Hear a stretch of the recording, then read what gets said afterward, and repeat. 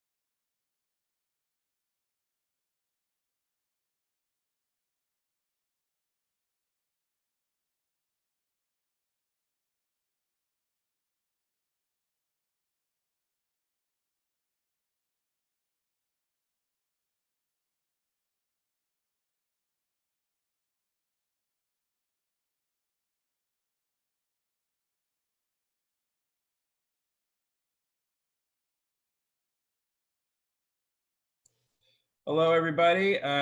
Great time to go get some food, a little bit of coffee or water. We'll start probably around 11:05 ish. Cool.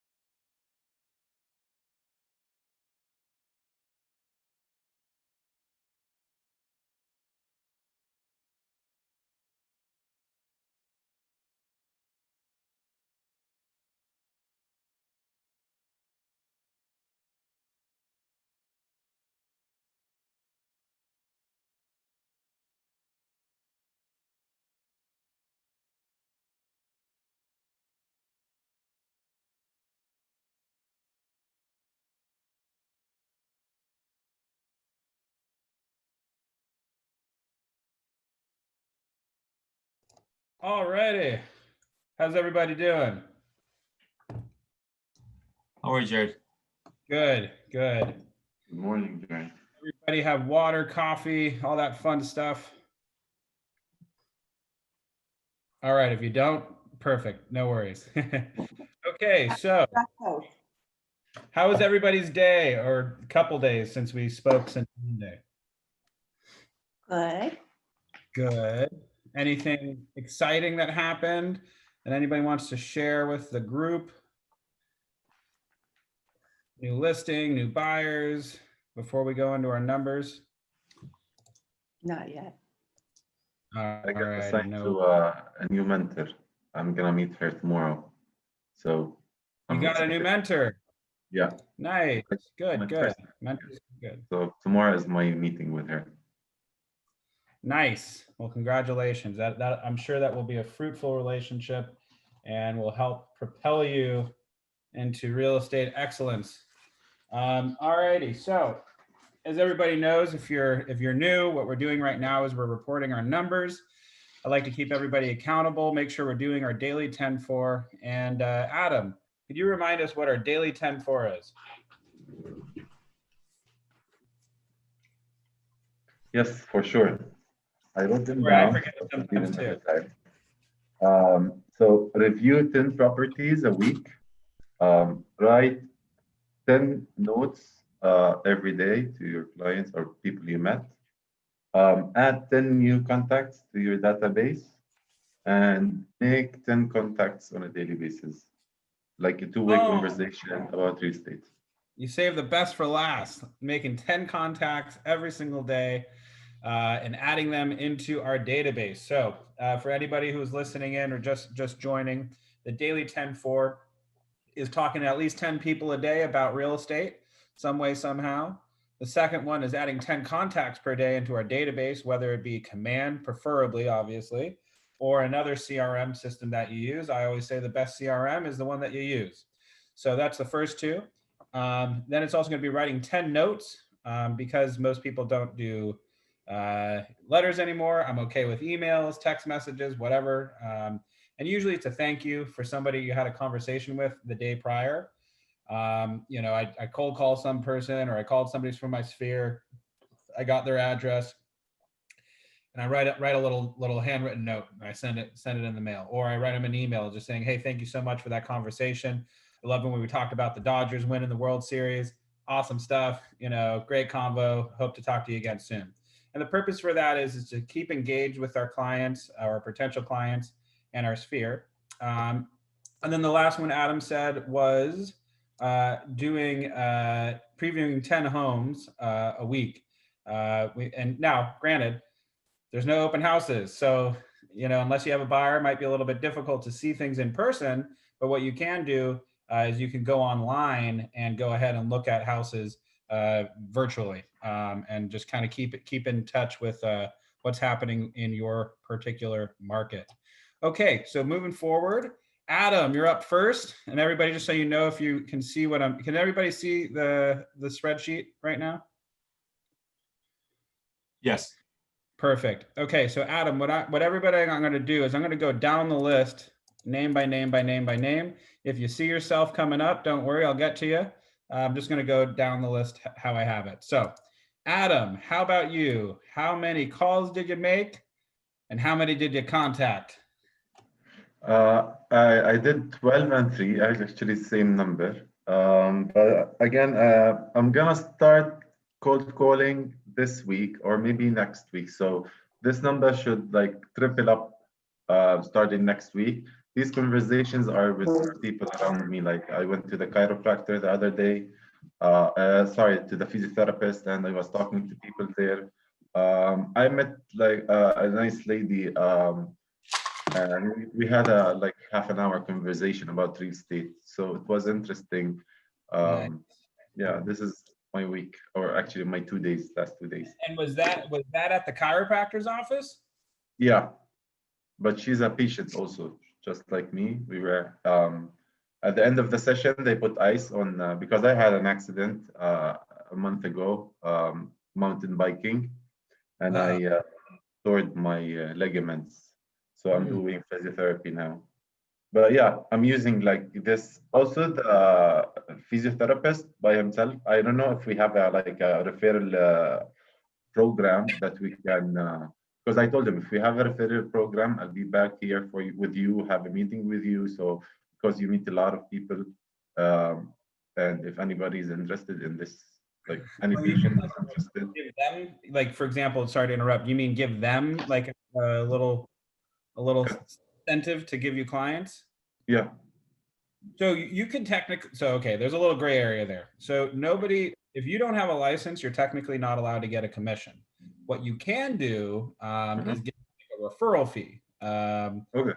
one-time referral fee. Typically, you want to keep it as low as possible. Maybe do like, now listen, somebody who's about to be a licensed agent who works at Keller Williams, we can figure something out on an individual basis, obviously, but typically if it's like a chiropractor, somebody who's not interested in getting in real estate, there could be a little whatever, so you might want to just have that discussion a little quietly. In fact, I don't even want to give you advice on that, talk to the broker. But typically Yeah, that's why I told him if we have anything, because I'm don't just at the office, you we can don't do have, something yeah. personally, give them a gift, thank you so much for the referral, and you can give a gift up to $10,000 once a year.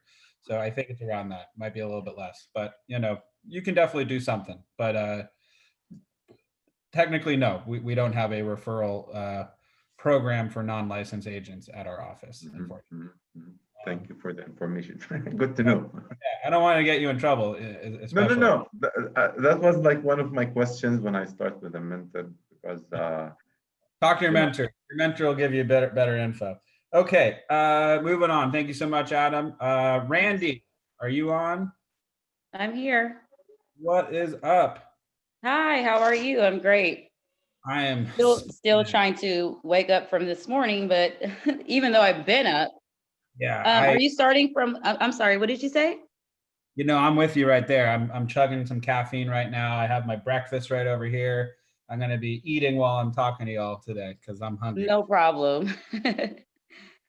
Okay. So are we doing the count from when? This whole week so far, or from last week as well?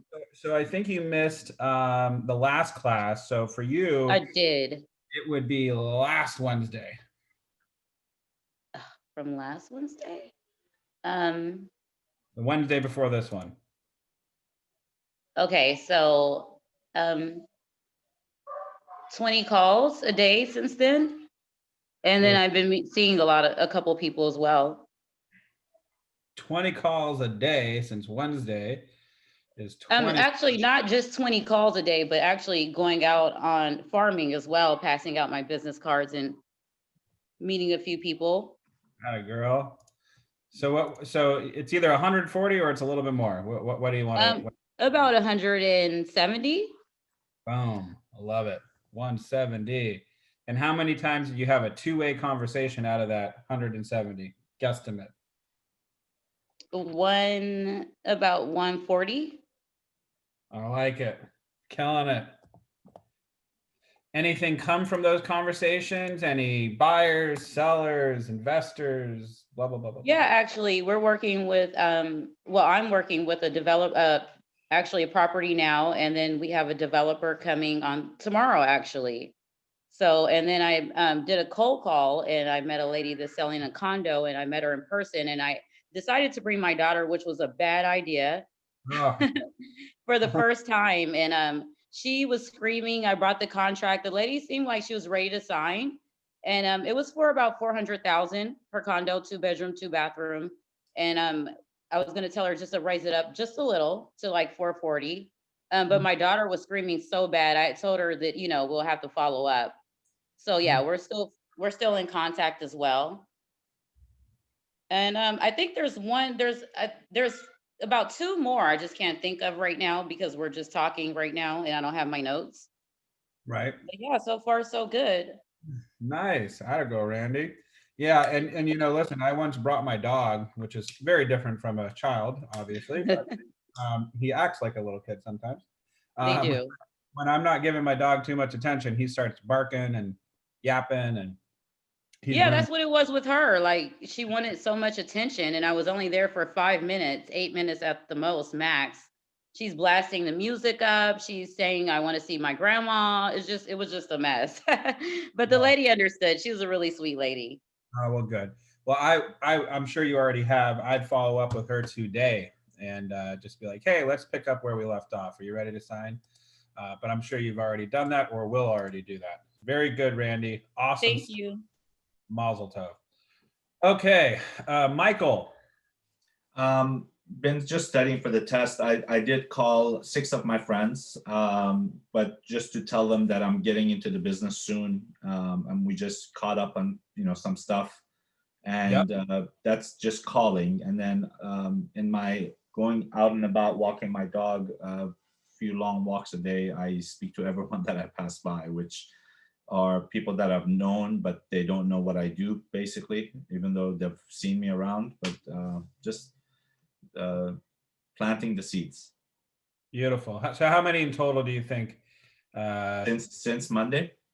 Yeah, since Monday. I know I made 6 calls and 6 in touches. That's it. Beautiful, beautiful.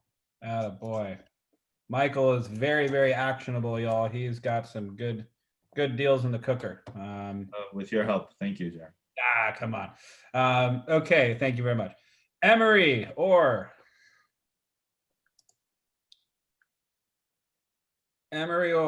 going once, going twice. Sold. All right. Laura is not on the call. Irene, we missed you last time. Hi, Jared. I'm so sorry. I'm on the phone. Can you back to me a little bit Okay. later? Sorry. Derek. Yeah, I'm listening. I'm so sorry. Derek Edwards, are you on? No, I think you were out and about the other night, if I'm correct. I know Derek very well. He's a good guy. Jimmy. No, Jimmy? All right. Carolina.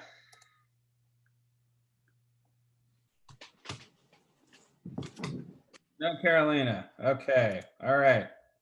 Sharon Jenkins. Matthew Doherty. Z. Right here. Hey, how's it Oh. going? Hey. All right, I was on mute. I did since we spoke last. I think that was on what's today. Today's Wednesday, right? Yeah, Today- Monday. I did 6, and I actually talked to 6. I haven't been putting too many calls out just because, like I think I told you before, I'm still waiting on my number to come through. Pass the test, my fingerprints are all in, all that stuff is out there. So I'm just waiting for that to come through before I push too hard. But just letting people that I know that it's in the works and it's on the way, and trying to just kind of move forward in that direction. Nice. Z. Hey, so last week I wasn't here. I was out of state. I did do much, but it's different. It's not like calls or whatever. I have my brother-in-law. He's a developer in New Jersey, and he's also a lawyer. On the East Coast, lawyers, they do escrow. It's not like here. So yeah, he's got a lot of contacts, and I know that New Jersey people are the most moving to California. So I tried to have some anchors there. That was the main thing I've done. Also here, because I'm in Orange County, you know that. Yep. How you Okay. holding up with the fires? Great. We had a little bit of ashes around, but it's okay now. Yeah. So it's different when it comes to do not call. I've seen like 99.9 of the of people there just on a do not call list. I don't want to do anything illegal, so I'm doing it the classic way. I'm sending mails, handwriting and send it. And I'm doing this I send my mails every Thursday so they can reach there by Saturday. At least, you know, people Saturday they're home, they may give you a little bit of attention and stuff. And hoping to get something. Attaboy. And you know, mailing is a long haul game. I will say that, but you never know. You never know. You could send that one piece of mail out and you got a call right back right away. So you never know. But Yeah. absolutely, good job. I didn't get calls because I feel it's a little bit different. What I'm trying, you know, the maximum home value audit. What do you mean? Sorry. The maximum home value audit. I don't know. I don't know what that is. I don't know. There is some form to show, because I'm mostly targeting the expired listings. So I'm trying to get them to know why their properties didn't sell. That's what I'm trying to do. So Gotcha. Yeah. Yeah, you know, usually yeah, definitely. I'm not sure about the maximum home value audit. I'm sure that exists. I'm just not familiar with that term. I might call it something else. There is a formula so they can get a score at the end, and I don't give them their score. It's just a few questions that they answer in that to get a score, and then to get a score. I don't give them the score. I give them my phone number to call me and stuff, but still, as I told you, didn't get answers yet. So, you know, typically I would call that a comparative market analysis, where I show them how much their home is worth in today's market. Is that what you're referring to? No, it's No. about the previous listing. So you ask the person. I don't have a copy, so I can show it to you. Maybe I'll try to attach one and in the dialogue, so they know about their previous listing. What did they do wrong, or what didn't work out about the previous listing? And that's how they need to get a new list.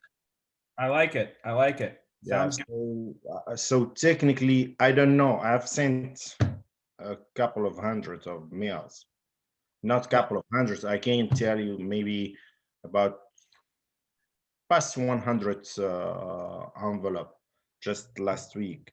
Tomorrow too, I'm gonna be sending about another 100.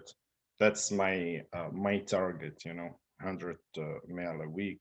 Plus, I chat. I do ride a motorcycle, so I go on the weekend. I go out and with people, just bikers around, and you know, a lot of people they go out for leisure. So you can share interest, you know. Yeah, yeah. So, you know, that's so how many two-way conversations have you had? So you sent out letters, but how many two-way like conversations have you had? Less than a dozen. Okay, so let's Yeah. just very good. Awesome, man. Yeah, and I think, you know, biking is probably going to be a great way for you to get into contact with people and have Yeah, those. I had few contacts. Like now, I'm in contact with them already. Yeah. Attaboy. Good job. Nice. Very Yeah. cool. All right, Monica Berrigan, are you on? All right, Tanya. Fatima. Sunny. Hey, how's it going? Hey, buddy. This week I only have 3, but all 3 were positive two-way conversations. Nice. I like it. How did they go? Really well. One was a buyer looking in West Hollywood, so hopefully you can try to find something for that and get them pre-qualified. Nice. I love it. Also, my coworker from the hotel, and we're trying to get him pre-qualified, but he prefers to have a Spanish-speaking loan officer because he's first language is Spanish. So I have a couple of those if you want to talk to me. yeah, for sure. And are you licensed yet? Yeah, I'm licensed. Okay, perfect. So yeah, I have a couple Spanish-speaking loan officers I could refer you to. Cool. Yeah. So I'll put my my cell phone in the chat, and if anybody has a question, I'm gonna put my cell phone in, and also I'm gonna put my Instagram handle, because I get notifications on my Instagram pretty easily. So either text message or Instagram, I'll get back to you very, very shortly. But you know, I always say if it's important, give me a phone call. Oh wait, I didn't mean to send that just to Randy. I meant to send that to. Hold on 1 second. Jared, can you also put the link for the material, please? Yes, give me a minute. Yeah, no One- worries. Evan. So here's my phone number and my Instagram. I suggest everybody add me on Instagram because you can see kind of just some fun stuff that I do to talk to people. And a lot of times it's not even real estate related, but you'd be surprised. Just like post about restaurants, post about, you know, certain areas, you know, fun things to do, hiking, kayaking, whatever. It starts conversations with people very easily. And then I could usually turn those into a real estate conversation fairly easily as well. So awesome, good stuff. And by the by, Sunny, what do you do at the Beverly Hills Hotel? So I work at the poolside restaurant right Oh, there. you're gonna be my new best friend. Yeah, come by. Absolutely, will do. You got to hook up at the Polo Lounge. Is that open? A polo lounge is just patio right now, but yeah, I know some people up there. All right, we're gonna talk later. I'll give you my Spanish-speaking lender. You get me a nice table there. Awesome. Yeah, Good that's your moneymaker right there. That's a really good location. I don't know. I'm kidding. No, I'll give it to you no matter what, Sonny. But anyway, Rochelle, how about you? Are you on? All right, Devin Martin. My girl Cindy, are you on? All right, we got a small class today. No worries. Irene, are you still on the phone? I gotta take that as a yes. Okay, so did I put Irene as attendant? Not yet. Okay, awesome, very cool, everybody. Let me go ahead and put in the chat the material for today so everybody can kind of follow along. Give me a minute. Is there anything that anybody has any questions I could help with that they're dealing with, you know, maybe doesn't have to be a question, could be a comment, something awesome that happened this week in real estate that we didn't really get to, you know, discuss going through our numbers. Maybe it's a couple questions that you have in regards to, you know, certain real estate related things, anything at all. Hi, Jerry. I just want to introduce myself. Hi. Hi, my name is Maggie. I'm getting my real estate license in December. Nice. So please tell me about this education program. So I'm really excited. I just want to get much knowledge I can before I get my license. Sure. Nice to meet you. I just want Nice to say to meet you. And you know what? I should put you down on our list. Give me a second. And so everybody in the chat right now, I just posted the material. Sorry, Maggie, give me 1 sec. I just posted the material for today's lesson in the chat. Go ahead and click on that. It should bring you to the PDF so we can follow along together. In fact, I actually need to get my material up. I just realized. Where did it go? Huh. Give me a minute. KW Connect. There we go. So Maggie, what office are you based out of? The Beverly Hills office? Beverly Hills. Nice. Yeah, I haven't started yet because I'm getting my license in December. I don't know if that will make the difference. Sure. Listen, you know, here's my answer to that one. Yeah. A few people on this call do not have their license yet. Now, that said, they have come up with a few buyers and sellers that I'm assisting them with. And you know, the reason for that is if you wait for somebody to pull that trigger until you get licensed, they may have already bought something. Yeah. So in my opinion, it's kind of actually beneficial for us to go ahead and refer that person either onto myself or somebody else at the office, frankly, that you know, like, and trust as an agent. And they can kind of facilitate that for you and then give you, you know, a percentage of the commission once it closes. Now, it won't be the full commission, obviously, but you know what? A little bit of something is a lot better than nothing. Oh, of course, I totally agree. Yeah. Do you mind I call you after class and we can go over this whole process, because I'm like so new to this. I just need to know a little more about it. Absolutely, 100%. And today we won't go over your numbers just because, you know, I'm sure you don't have any, which is totally fine. But I will put your name down, MAGI. Yeah, PEI. PEI, Maggie Pay. All righty. Perfect. Awesome. And how long have you lived in Beverly Hills for, Maggie?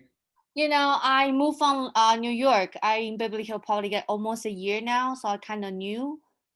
Nice. But I'm always interested in real estate. I'm been here just all my life, so I do have the clientele here. Totally. I love it. And you know what? What I always say, we go over lead generation a lot in this class. Mhm. Yes. And I say, if you're new, this is the best opportunity for you to go out. Thank you. Yeah. So, you know, you're in a great position, frankly. Thank you. I literally just had an eye surgery, so I feel embarrassed to open my video, but next week we can meet in person. No worries. All good in the hood, so to speak. All Susan- right. Jared, Yes. I'm sorry. I noticed that you said I wasn't there last Wednesday. I was there last Wednesday, but I wasn't here this Monday. Yes, correct. Okay. So Oh, I was yeah. just, No, I sorry, that's what I meant. I meant Monday. okay. Cool. No Thank worries. you. I knew what I meant, but I didn't say what I mean. Okay. So today is Ignite number 4. Win the seller. This is what Keller Williams is all about: getting listings, leverage through listings, leads, listings, leverage. And why are we so listing focused? Before we get into all the material, let me ask you all, and I want everybody to chime in. Why do we focus on listings? I'm gonna take a bite of some food while I'm hoping somebody gives me an answer. Because listing is less cost, it's easier for you. Like you spend less time on it, and it costs you less. And also, while you're doing listing, you can get buyers who are maybe interested in this listing, and switch them to different. So these are the 3 reasons I see it. The last one right there is right on the nose. So I actually don't think listings cost you less. In fact, I think listings will cost you more money because you should be marketing it. And I just had a conversation with Michael about that recently. You know, listen, I have a philosophy that no matter what the listing is, whether it is a $200,000, you know, condo in Carson versus a $10 million listing in Beverly Hills, that listing, if you're representing it, should get the exact same amount of attention, detail, and marketing expertise as the other one. Now, the levels of it might be a little bit different. You know, I might have a $2,000 to $3,000, you know, multimedia budget on a $10 million listing because I'm getting a professionally shot video with a videographer, a separate photographer, a separate, you know, Matterport individual, people who specialize in those individual, you know, items. You know, custom website made for the property. That's really, really, really tricky. My paid advertising is going to be much, much higher for a $10 million listing. But that said, I can still do that for a, you know, $200,000 condo in Carson, for example. The one that I just went into I'm double ending a deal right now. I'm in escrow for a listing of mine where I'm representing the buyer. And what I would do for that condo, now for this particular instance, we just knew the buyer and I knew the seller, and so I didn't even have to put it on the market. I was able to just connect them together without, putting it on the MLS. But had I, had this buyer not, pull through and I had to put it on the MLS, I can still get a video, photography, a custom property website, search engine optimized digital marketing, social media marketing, all that stuff, and I can do it for under $1,000. Now, is it worth it for me to spend that much money on such a low cost kind of listing? Yeah, I think it is. And the reason for that is because exactly what you just said. You can get more buyers, more interest in the area that could lead to more listings, all the above. And the way I look at, a lot of listings is I'm going to put a little bit of money into it because I look at that as a marketing expense for my business. But it does cost a little bit more money, frankly. Maybe I wouldn't spend $1,000 on that listing, maybe close to 500. Maybe I meant like it costs you more time, which technically costs you more money because your time is like you have value for your time. You can put it in different things. So that's why you can see it as it costs you more because it costs like it needs more time for you to find a home for a buyer rather than selling your listing. 100%. And, there is a monetary cost on time. For me, I still think buyers are going to be way more time intensive than a listing. For example, I always go back to the story of my one buyer who took, 2 or 3 years just to buy. And, that was a lot of time invested into that gentleman. But that said, he is forever grateful and he's one of my biggest referral sources. The fun thing is when you've been in this business, and you get a little bit of a role going on, now I'm not suggesting this, but the lead generation almost just comes to you at that point. If you do a really, really good job for a client, they're going to recommend you to everybody they talk to. They're going to brag about you, in fact. And all of a sudden your phone starts ringing and it flips the script essentially. So always, for me, buyers, especially first-time buyers, you're going to hold their hand like the entire transaction. Come on, come on, come on. It's like herding cats. I don't know if you've ever heard the expression herding cats. They're just all over the place. They don't know what they want to do. They're oh, I want this, I want that. Buyers are nuts. But that's why we want to focus on the listings though, is because once you have the listing secured, once you have it, you got it until the listing expires. It's done. It's a done deal. Once you get your marketing in order, once you get all this in order, you just put it online and you set it and forget it. And you're able to you have it going. You got your open house schedules going, maybe not an open house, but a scheduled time because of coronavirus, a scheduled time where people can come in and look at the property.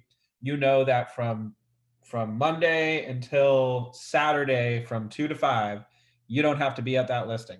You don't have to worry about it. You can let it go and you're just getting emails for showing requests and just piling that up and scheduling. So that's easy.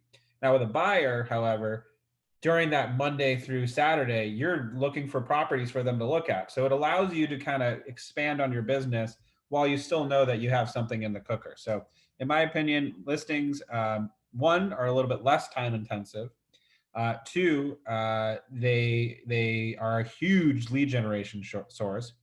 And three, once you have more leverage, you're in control of the transaction as the listing agent. You're not subject to the other agent or the buyer or the this. You're pretty much in control of it, and which is what I like about being a listing agent. To add on this point, I feel like once you have, as you said, once you sign the contract with the selling with the one who's selling his house, if you have a system like automated system for, as you said, also promoting the property, whatever system you can build, it's automated. Once you sign it, you put it on the system and everything is automated. It goes easy. So you have to do the work before once it's ready. So that's why I feel listing is more interesting than. Yeah. And you know, that's what we talk about a lot, everybody, is having systems put in place. Now, it might not necessarily be automated, but close enough. You know, whenever I get a listing, I know exactly what I'm doing. I'm scheduling, I'm scheduling stagers if it's needed. I'm scheduling, light repairs and construction if needed. Right after that, I have my photographer and videographer. Sometimes they're one and the same, depending on the price point. I'm getting my Matterport done. I'm getting everything, my custom property website taken care of. I'm working on my social media advertising campaign. I'm working on my search engine optimized advertising campaign. I'm contacting the LA Times. And all of this is systematic. I have a sheet, a checklist of what I need to do for my listing before it's ready to go. And so you're right. So once you have that thing in place, it's a no-brainer, especially if you have it written down on a checklist. And everything that I just gave you is my checklist. It's in order of exactly how I would do it. And so, listings are great because once you get through your checklist, you're pretty much done. You've done the majority, the bulk of your work. And then at that point, it's just checking in with your sellers. You're just letting them know how the marketing's going, how this is going, how that's going, whatever. So listings are great in that regard. So good stuff. Thank you, Adam, for that. Okay. Yeah, it's also a seller's market as well. So I noticed when I was on Zillow, I had a lot of buyers, but it's always a lot of buyers to one house because it's very low inventory. So once they want the house is either pending or, is already sold. So you get a lot of that. And so you're constantly searching and searching, and it's like really hard right now with all the buyers in one listing. I hear you. It is so true. Sorry, I'm chewing. Right now, it is insane. If you're working with a buyer who thinks they're going to get a deal, they're not. Hate to say it. I don't care what price point you're in. It's going to be really, really hard to get a deal. You might be able to, in the ultra luxury realm, you might be able to, find something for a little bit of a deal if it's been sitting on the market for a while. But, frankly, for the most part, there are so many buyers out there right now that it is just insane.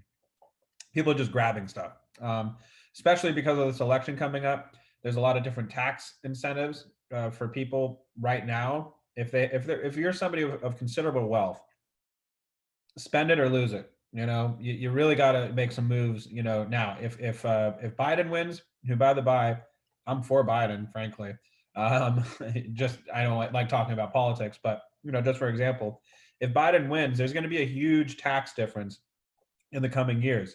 So if you have somebody who is of considerable wealth and they're sitting on a lot of money right now, they better start spending it because, once Biden comes around, that might not really, you might be losing a lot of it rather than being able to, make moves with it. So just an interesting point that I like to bring up. Anyway, moving forward. So action reveal, we've made our contacts. Hopefully we did some note cards to people. Hopefully we've been practicing scripts. Hopefully we've been looking at some of the videos we're supposed to be checking out. Let me just go check. I just want to see, is there a video for this class? Yes, there is. Let me get both of those up and ready. I have the hiccups now. One moment, just getting these videos in the cooker for us to ready to rock and roll. All right. Okay, so, what happened? What happened? There we go. Why isn't there we go. Oh, there we go. Okay, so we already went over our daily 10-4 and lead generation. It's your turn. Let's get calling. Let's go see if we have any scripts that we can go over in our material, which I don't know. Let's see. What page does it say? Page 9. Dun, dun, dun, dun, dun. Yes, we do. Hey. Okay. Handwritten notes for sale by owners, all that fun stuff. All right, so let's go read over a couple of these notes real quick. Write notes and mail them to 2 or 3 people you called to thank them for their time. So this is very, very important when it comes to lead generation. After you've had a conversation with a seller, a potential seller, what you want to do is you want to go ahead, take the time out of your day to write a handwritten note, put it in the mail, thank them for their time. And, you know, even in the note, just be like, I'll follow up with you again sometime later this week, something like that. And go ahead and send that out to them. I'm telling you, people love to get handwritten letters. It's just, it is such an old art that people are just not accustomed to anymore, that when they all of a sudden receive something like that, they're like, oh my gosh, they took the time to think of me. So let's read a couple of these examples. Of course, you can go ahead and turn these into whatever you want to turn them into. Again, if we're on page 9 of the textbook. And so the first one is Mets. So I'll read the first one real quick. Thank you for taking the time to chat with me today. It was great to catch up with you and let you know what I've been up to with my business. I'm thrilled to be with Keller Williams, and I'm available to you at any time to be an asset and a resource for you, to your family, your friends, to you, your family, and your friends. Please call me whenever you have a question or a need comes up. I'll stay in touch with you. I'll stay in touch. I appreciate and wish you all the best. So that's one of them that you could do. Referrals. Thank you for taking the time to chat with me today. It was great getting to know you. I look forward to helping you. Please know that I'm available to you at any time to be an asset and a resource to you, your family, and your friends. Please call me whenever you have a question or something comes up. I'll stay in touch. Wish you all the best. They're pretty much identical. And just for fun, is Z on the line?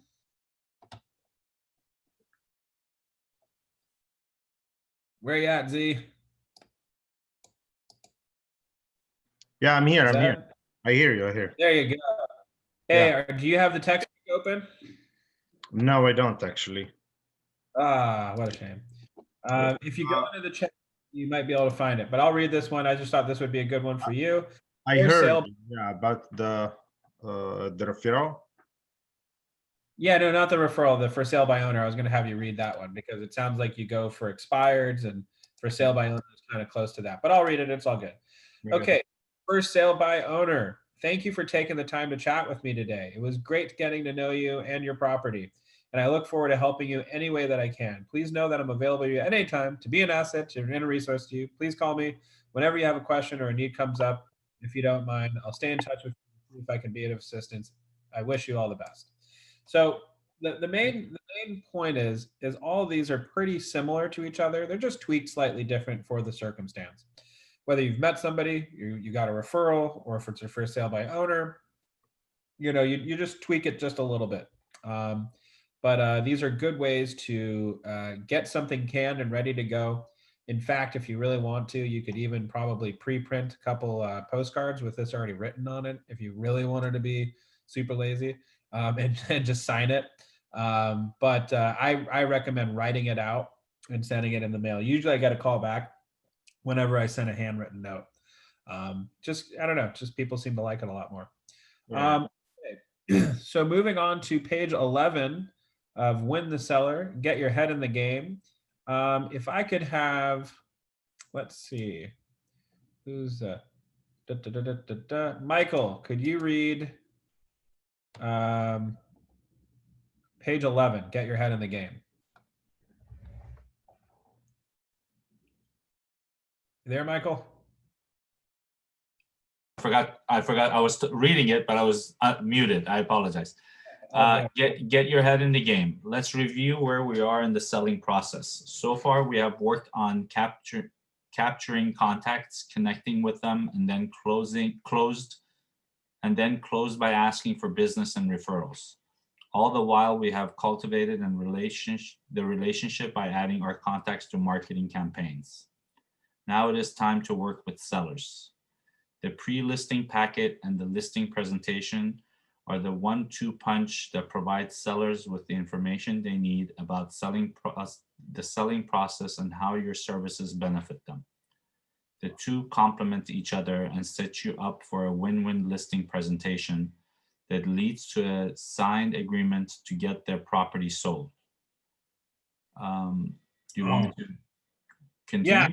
And so what we're looking at right now, the other classes we were talking about, we were mainly going over leads. And if you look at this funnel, if everybody has their textbook open, on the funnel, it shows you the big wide opening, it needs to be leads. So the more leads we get, the more appointments we're able to set. Obviously, it just kind of makes sense that way. And so right now we're at the setting appointments part. So definitely keep in mind, this is a very good picture, an idea, kind of like think of your mind how this business works. The more leads you get, the more appointments you get, the more appointments you get, the more agreements you get, the more agreements you get, the more contracts you get, the more contracts you get, the more you get paid. So the whole idea is to get as many leads as possible so we can get as many appointments as possible. And the pre-listing packet and listing presentation are the primary ingredients in turning an appointment into a signed listing agreement. Number 12, focus on listings. Focus on listings has major benefits. Like I said in the beginning of this class, we are listings focused. We want listings. We love buyers. Don't get me wrong. You get paid the same amount, but it's a lot more work. And, you know, frankly, I'd rather meet a buyer at an open house of mine than get a call from somebody like, I'm just starting to look. Oh, fuck. Sorry, kidding. Because frankly, that's a buyer who's probably, you know, been pre-approved, has already seen a few places. They know what they want. They know the areas they want to be in. They're just a little more primed and ready to go, so to speak. But don't get me wrong. Buyers are the low-hanging fruit. So, you know, they're much easier to come across, and especially in this market. So definitely, you know, when you're just new, work with as many buyers as you can. All right. So listings provide more exposure. Advertising your listing gets your name out there in a big way. Listing brings you buyers. Even if the buyer does not choose this property, they may be interested in your other properties. Big time. Listings are time leveraged. On average, you can close on 2 to 3 seller listings to every 1 buyer listing. Big time. So remember, Adam, I was saying, you know, you're actually going to spend less time on a listing than you are with a buyer. And you can just close way more. Like right now, I'm going to have 2 escrows this week. They're both listings. One's a buyer, well, 3 escrows technically, because I'm double ending one of them. So, you know, listings. Let's go after those. And then one other thing that I want to point out, this little number 2 section right now that we are on, I'm going to just share my screen. Right now we're on 2, listing buyers. Listing brings buyers, excuse me. Even if the buyer does not choose this property, they may be interested in your other properties. Now I'm going to highlight the word your. Does it have to be your property or your listing? Couldn't it be another listing that's down the street that they haven't even seen yet? Yes. Totally, 100%, absolutely. So what I like to do, and whenever I'm hosting an open house, you know, obviously we're not doing open houses right now, but we will in the future. When we start doing open houses again, what I will do is obviously I'm there to represent the house that I'm representing, first and foremost. But if for whatever reason I have a conversation with that buyer and they go, you know what, listen, I love this house, but it's not for me. Oh, why isn't it for you? Well, you know, I was really hoping for a bigger 3rd bedroom for an office space, but the 3rd bedroom that this house has is, well, frankly, it's more of a closet. You know, it's just too small. It's too tiny. You know, it's really not, you know, what I was looking for. Okay, I understand. So in no way this place would work for you at all. And they're like, no, unfortunately. Okay, that's great. Well, hey, just out of curiosity, and I go in like the kitchen drawer or something because I have them hidden. I'll have 3 or 4 properties in that same neighborhood that either match or exceed my or look, you know, whatever, that are pretty comparable to my property. And I'll have them highlighted and I'll go, just out of curiosity, while I have you right here, have you seen this property? Oh, no, I haven't seen that property. Oh, wow. Well, just out of curiosity, I have 3 of them. Have you seen this one? No. Have you seen this one? No.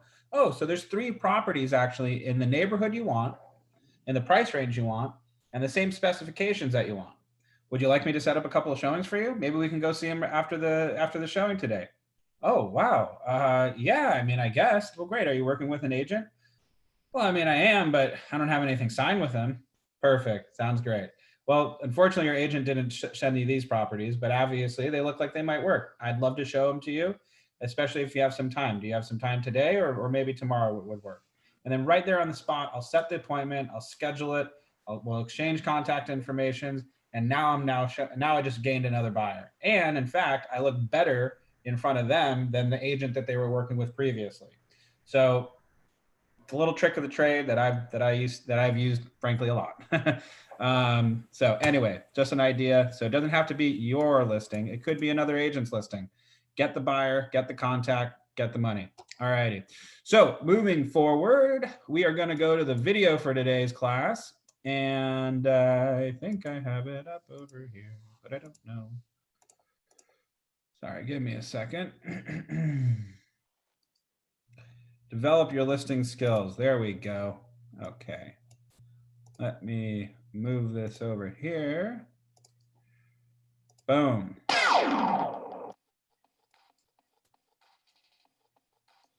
Hi, my name is Gene Rivers, and I'm here today to tell you how to develop your listing skills to a very high level. And after you've done that, you'll be able to go in and take over market share. Number one, the best source for listing leads is from your sphere and past client list. The fact is, the people you know the people that are going to be moving, whether it's at church, school, work, friends, relatives. Focus on making sure they understand you're in the listing business. Create a pre-listing package that you would give every seller, but rename it your guide to selling homes successfully in your market. And then give that to people in your database that you know have influence, that's collateral materials that they can give to their friends and refer you. Step two, focus on an area, product, or price range. When you develop mastery of a product or an area, you will much more quickly succeed in those areas.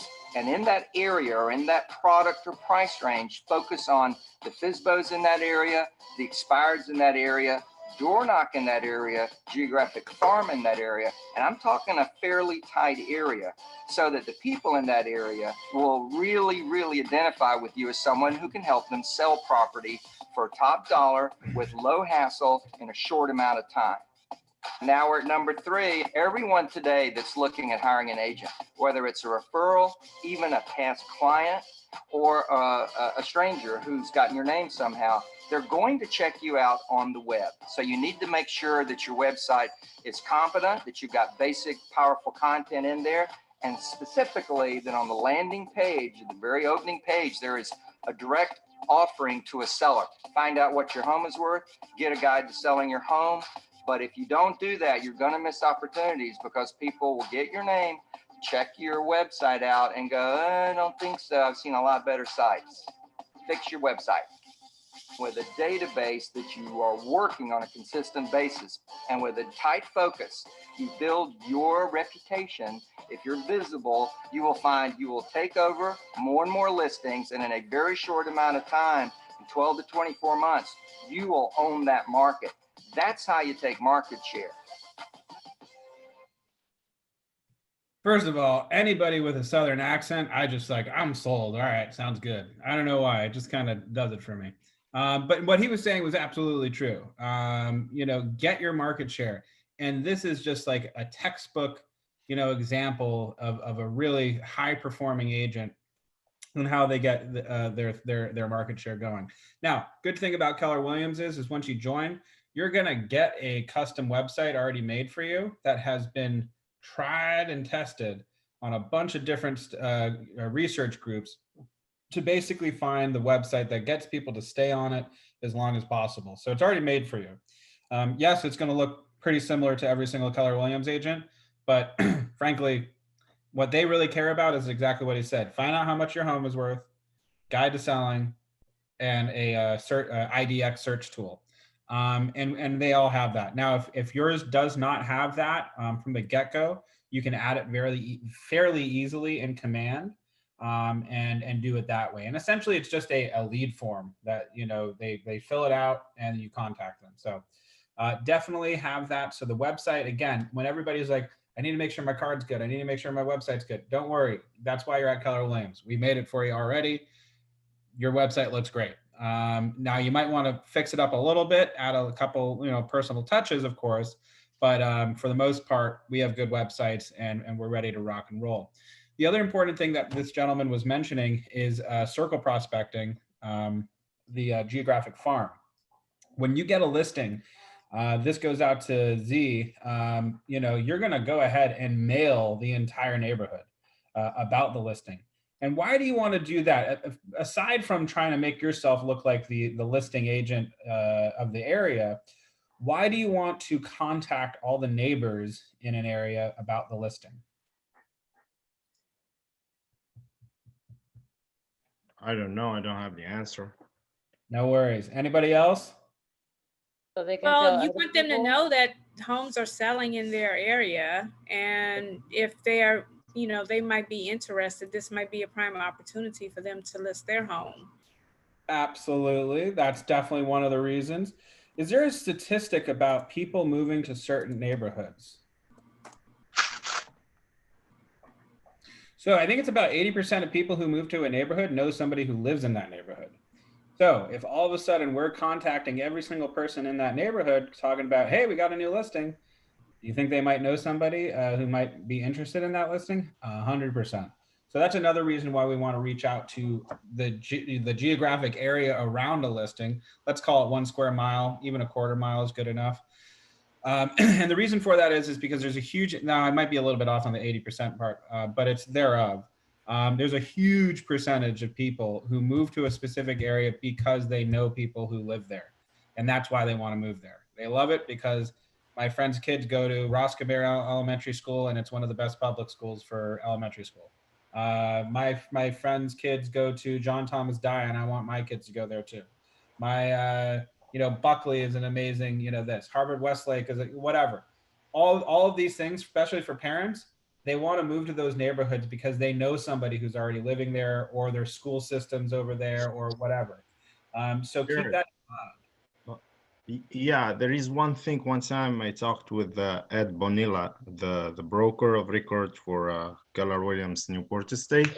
So regarding this, if you're not the agent, the listing agent for that property, I think you cannot mention the property information to any other person. So let's say 123 Main Street is listed by Jared, okay? I'm not gonna be able to mail Tanya and say, hey, Tanya, 123 Main Street is listed now, and there is a lot of people, they're moving around this neighborhood and whatever. Because it's not, I'm not Jared. Yeah, it's not my listing. No, I understand that. We're talking about if we have a listing, then we would mail. Yeah, absolutely, yeah. No, you're right about that. I would not make a mailer about new listings of other people's properties ever. I wouldn't do that because it wouldn't help me, frankly. But there's probably a reason for that as well. Now, could I, for example, have an open house and talk to a buyer who walks in and goes, have you seen this listing? It's fantastic. Of course you can. You're working as a buyer agent capacity at that point. If you're having a conversation with somebody who's looking in a neighborhood, of course you can talk about a new listing that just came on the market. You cannot, however, advertise and market somebody else's listing without their express written consent. But why would you do that anyway? So the point is the only times I would have conversations about other people's listings if I'm trying to represent them as a buyer's agent. It wouldn't be I wouldn't pretend it's my listing or anything like that. So I hear what you're saying, but I don't think it's really applicable to the video that we just watched though, but I hear what you're saying. I like it. Good stuff. Very good. Thank you. Okay, moving forward. Any questions about, prospecting and getting your market share in as a listing agent for a specific area?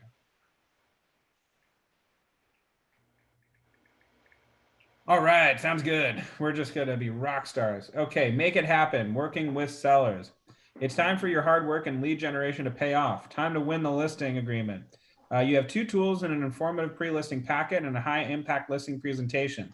Together, they will help you achieve the following: pre-qualify the sellers to understand motivation, position yourself as an expert, win the listing, allow you to price the home to sell for the most amount of money in the shortest amount of time. That's an important one. Properly set seller expectations, allowing you to create a great customer experience. That is all very, very important. I'm going to put this page up real quick. So one of the amazing things about having a, sorry, one more time. It's not, so let me read this one more time.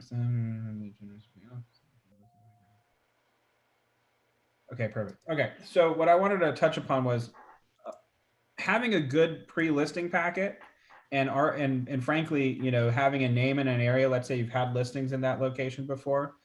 This puts you in a really great position to have a frank conversation with a potential seller. I've gone on listing appointments just from a cold call before. And having this conversation allow you to price the home to sell for the most amount of money in the shortest amount of time can be very difficult.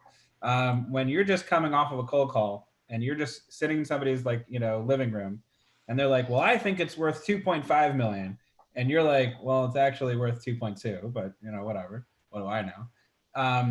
They're going to fight you on that because they're like, well, you just called me, like I'll list but only if I can get the most money. So, it might be a little bit difficult in that situation. It's not impossible because I've done it. And I've done it a few times, frankly. It's a little bit about tact and the way you go about it. But in the meantime, though, let's say you are, lead generating in a certain area. You are prospecting in a certain area to a point that you've had multiple conversations with this potential seller. You know that you've mailed them a bunch of times. You know that you've door dropped them a bunch of times. You know that you've cold called them a bunch of times, whatever. When you're sitting down in their living room talking about the price to sell, you actually have an upper hand at that point because they're now viewing you as an expert in the area. So I just think that in my opinion, that's why lead generation is so important. Consistent and regular systematized lead generation really sets you apart from other agents and kind of just sets you up for success. So anyway, pre-qualifying the seller. When calling to set a listing appointment with the seller, you will want to confirm important details, including their motivation to sell. Very important.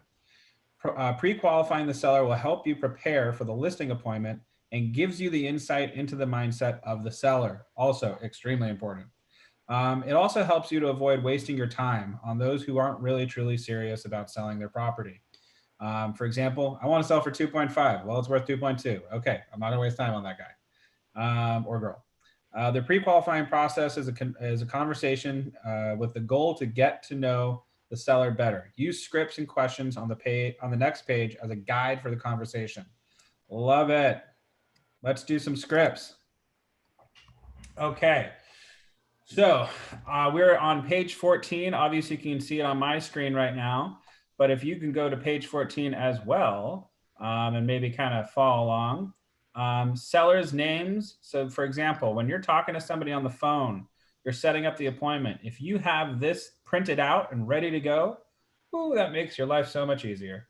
And remember, like I was saying, this is actually what I think is a really great script. Instead of like those long, written out, phone conversation scripts, I like bullet points personally. That's what I love because then it's just like boom, boom, boom, boom, boom, boom, boom. And I can have a little fluff and combo in there all I want, but these are the main important questions that I want to touch upon. So do you have about 5 minutes so I can ask you about a very important question? Here, Tanya, you'll be the seller and I'll be the real estate agent calling you. Hey, Tanya. Hi. Hey, listen, thank you so much for the conversation. It's been going great. Listen, I think it's about time we should probably meet. Wouldn't you agree? I do. Absolutely. So, hey, before we meet, I just have quick questions before we meet. It's going to take about 5 minutes. Do you have a couple minutes? Yes. Awesome. So first of all, Tanya, I know that I called you, but have you heard of me or how did you hear of me and why are you deciding to meet with me? I heard some good news. I have a coworker who has worked with you and I heard really good she raves about you. So I thought I'd give you a call. Oh, I'm glad you called me. Good, good, good. What was your coworker's name, by the by? Alicia Great. Johnson. So I would type Alicia Johnson right over here for number one. Awesome, Tanya. And why are you moving? I'm just downsizing a bit. Children are all grown and gone, so I just want to sell this house and probably get something a little smaller. I don't blame you. Not quite sure where I'm moving, but that's why I'm listing. Sure.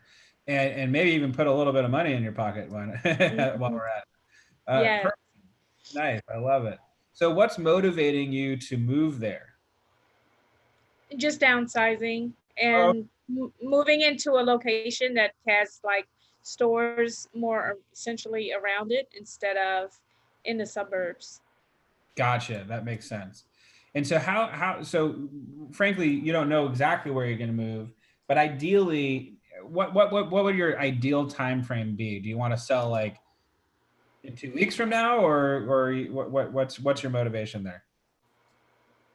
I don't have to move. I want to move, so it's not urgent. However, if I come across a property that I really love, I want to jump on it. So okay, it's so kind this of a catch-22. Sure, this brings me to my next question. If we sell your home in the next 30 days, will that pose a problem for you? Yes, if you don't have another home for me to buy. Ah, okay. So it would be contingent on you finding another home. Yes. Perfect. Not a problem. That's very typical in today's market, especially with coronavirus going around. Okay, so what would happen if your home didn't sell? I'm assuming that it wouldn't be the end of the world, but you know. It would just prolong my, my move. I mean, it's wasted space. It's a very nice home. I love this home, but I don't have kids, so it should go to a family that has kids. And because for me right now, it's just wasted space. Gotcha. And just out of curiosity, how much would you want to list your house for? You have an idea? I don't. You're the this is your specialty. I would lean to your guidance. Perfect. Awesome. Sounds good. And listen, we'll find out the most amount of money possible for your property in the most convenient amount of time. Thank you. Let's not do it too short because we need to find you another property too. Exactly. Definitely. And how much do you owe on the property currently? That's not something I know. Okay, sure. Not a problem. We'll look into that together and we'll be able to figure that out. No problem. And by the by, I'm going to be sending you a packet with some information. Will you take a couple minutes to review it before we meet? Sure. Perfect. It definitely helps, answer a lot of questions ahead of time so we can get into the, the meat and potatoes of the conversation and really get into the fun stuff like marketing and how to do it properly. Right. And, Tanya, do you have any questions for me specifically before we meet? Well, I mean, this might be a simple question, but just to be sure for, my knowledge, would you be able to assist me in looking for a home at the same time I'm listing my home? Absolutely.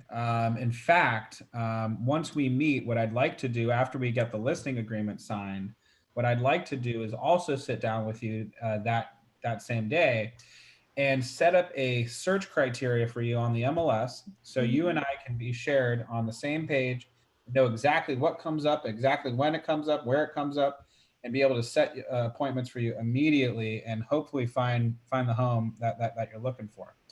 Okay. Definitely. Perfect. All right. And will all the decision makers be there when we meet? That I'm not sure. I'm the primary decision maker. Pretty much whatever I say, he does. Happy wife, happy life, right? There. Very cool. Okay, so just so you know, our meeting will take between 30 to an hour, 30 to 60 minutes. Is that all right? Yes. Perfect. All right. I look forward to meeting you on blah, blah, blah, blah, blah at blah, blah, blah, blah time. And perfect. So Thank you, Jared. Of course, absolutely. So the whole point of this is with all this information that we have going into this, you know, for example, she told me that she needs to find a home first, you know, before she's able to move.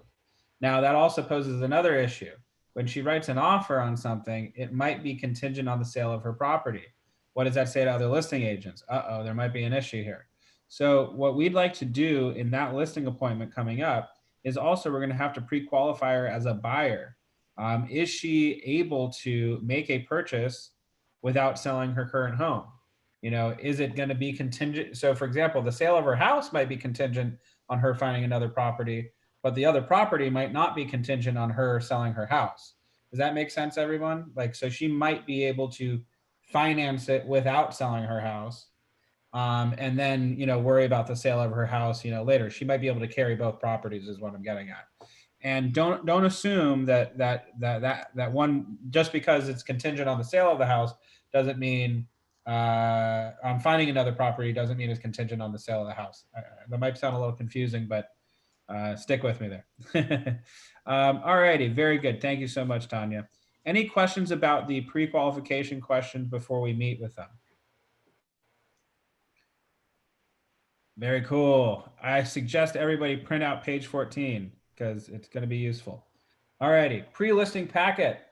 An effective pre-listing packet positions you as the real estate agent expert of choice, the best person to get their home sold for the right price in the least amount of time, and with the least amount of hassle. The pre-listing packet plays two critical roles. Pre-selling, the pre-listing materials are specifically designed to build sellers' confidence in you and to answer their questions and objections in advance of your presentation. 2, saving time. A strong pre-listing packet will make the consultation experience smoother and probably shorter than it otherwise would have been. Get your copy out and let's take a closer look at the pre-listing packet, a guide to selling your home. I don't have that printed out, but anyway, oh, it's right here. Cool. It's all about the seller. This is the first page the seller will read. This will set the tone of your entire relationship with them. You want to provide an excellent customer experience, and by making the process about the seller, their needs, wants, and expectations. This alone may differentiate from your competition. It's all about you. My real estate business is built around one guiding principle. It's all about you. I will help you by taking the time to understand your wants, needs, expectations, answering your questions, returning your phone calls and emails the same day, and being honest with you at all times. Helping you obtain the highest possible price for your home in the shortest amount of time. Advising you on pricing and staging once I have evaluated your home thoroughly against the market. Implementing a comprehensive market plan to expose your house for buyers through as many channels as possible. Coordinating the home showing process with your family's needs in mind. Presenting all offers and advising you on the terms and contingencies contained within.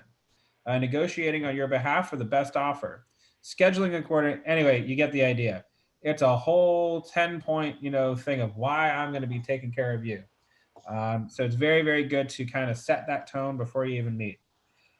Get ready to list. Get ready to list. What will it sell for? This is part of the pre-listing packet, by the by. The market tells us how much your home is worth. I will advise you on pricing after my thorough analysis of the property compared to the market and with my recommendations. You will make the final decision. 5 factors affecting the value of your property. Recent sales, very important. Comparable homes in the area that have recently sold are how buyers and their agents will determine the fair market value of your home. Location, location, location, location. Location is one of the most important factors in determining the value of your property. Condition. The condition of your property affects the price and the speed of the sale. Prospective buyers often make purchases based on emotion, so first impressions are important. I'll advise you in optimizing the physical appearance of your home to maximize the buyer's perception of value. Competition. Prospective buyers are going to compare your property both in condition and the price to other active listings in and around your neighborhood in order to get buyers' attention away from your competition and focus on your home. We will be competitive by properly pricing and staging your home. Timing. Property values are affected by the current real estate market because we can't manipulate, real estate market. Because we can't manipulate the market, we'll collaborate on pricing and marketing strategy that will take advantage of the first 30 days your property is listed. It's a window of opportunity when buyers and their agents discover your property and are the most likely to visit and make offers. Let's talk about that real quick. What are the few things that we can control when you take a property for a listing? There's only two things we could really can control in a listing situation. When it comes to selling a house, what are the two things we can control as agents? And price, Price and what? time. Not time. All right, so another one. So price is definitely one of them. What's the other one? Advertising. Not the one I'm looking for, but yes, we can definitely market it. Preparing the property for sale. Not yet. When So it's available for viewing? no. So I'm going to give it to you. It's price and condition. Those are the only two factors we could really control. We can't move a property into another location. We can certainly market a property, but if it's overpriced, it's not going to really help it, frankly. You know, if I have an overpriced property, I could put $10,000 worth of advertising dollar behind it. It's probably not going to sell because, frankly, most people are working with real estate agents and they're going to go, "Great, it looks nice. I'm happy you saw it," and you keep seeing it. It's overpriced though. I'm happy to show it to you, but I would not recommend offering that price. We should be going under. So we could market it, but we're going to be getting lowball offers. So the only thing that we could really control about, you know, selling a house is price or condition, and that's it. Why is condition important? It increases the value. Boom. Yes, yes. It increases the value. That's the only way that we can kind of match the price. If let's say the seller wants more money, we better have that conversation about staging and about, you know, keeping it up, you know, sprucing it up a little bit. We want to then go shift the conversation and go like, great, you know, and by the by, we're going to get into this a little bit later in the conversation. But whenever I am taking a listing, I like to bring other comps of other properties that have sold for more than their property, but it's the same bed, bath, square footage, but it's sold in that higher $2.5 million range. You know, we think it's worth 2.2. They want 2.5. What's the $300,000 difference there? You know, and usually what it is, let's say, for example, in Bel Air, there's a lot of, like in West Bel Air, especially, there's a lot of tract homes. They were all built in the same, you know, era by the same developer practically. Most of them are the original ones. Most of them are the same square footage, same size. The lot sizes might differentiate a little bit, but same bed bath count, same square footage, more or less, same kind of design, you know, whatever. Why is it that one of them sold for 2.2 and one of them sold for 2.5? Typically, it's because the interior of the 2.5 one was completely gutted and redone, and usually in a very tactful way. So, for example, if you have a house that sold for 2.5, but it has a brand new Viking range, all brand new Viking appliances, the kitchen was completely redone. They took down a wall, so it's a, you know, open floor plan into the living room. The bathrooms were redone. They have Moen, you know, faucets and all this beautiful stuff. The tile was completely redone. It's Carrara marble and all this great stuff. You know, the doors to the backyard were switched out with these pocket doors that just kind of slide into, you know, the wall or whatever, or fold in on each other, and it just opens the living room to the backyard. So you have this indoor outdoor kind of, you know, lifestyle experience that just kind of, frankly, it makes it feel like there's more square footage to the house because there's not this like big barrier that separates you from the backyard, just flowing. So what's that one sold for 2.5. What do you think the one that sold for 2.2 looks like? It was built in the 50s. It has linoleum, you know, flooring in the kitchen. It has, you know, cheap cabinets. It, you know, has the original appliances. The bathroom is original. The bedrooms are original. The same, you know, tile flooring is, you know, in the living room. The windows to the backyard are just, you know, individual like doors that walk out and like picture frame windows. The point is it's all original. And that $300,000 spread is a huge difference. So whenever I'm sitting down with a seller, You know, if they're going, I want to sell it for $2.5 million, and I'm sitting there and I'm like, there's no way that's going to happen. I'm going to show them properties that did sell for 2.5 and go like, okay, well, great. Have you had a chance to go walk through that property? Yeah, well, no, but I saw it on Zillow. It sold for 2.5, and my house is the same square footage and the same bedrooms. Great. Well, okay, I agree with you. Let's go take a look at this property, and I'll bring it up on my iPad, or I'll have it printed out on a sheet of paper, and be like, so let's take a look at their kitchen. How do you think their kitchen compares to your kitchen? Oh, well, that's a nice kitchen. Are those Viking appliances? Yeah, it's Viking appliances. Yeah. Do you know what your appliances are? I don't know. It just came with the house. Okay. All right. Well, let's look at the bathrooms, you know. Oh, wow. Look at that bathroom, walk-in shower, has the overhead, shower, whatchamacallit, has a his and her side. Oh, wow. How do you think that compares to your bathroom? Do you think they're equivalent, or? Well, my bathroom has a lot of character. It might not be as nice as that one, but somebody might like it. I agree. I think somebody would love your bathroom. Frankly, a lot of people are moving to more traditional style homes because it reminds them of the house that they grew up in. But how would you compare? Would you say that this one is upgraded and yours is, just a little bit more traditional? Yeah. Okay. Yeah. Fair. All right. Okay. Well, here's a couple other properties that sold. Same situation. It's 3 bedrooms, 3 baths, same square footage, same neighborhood.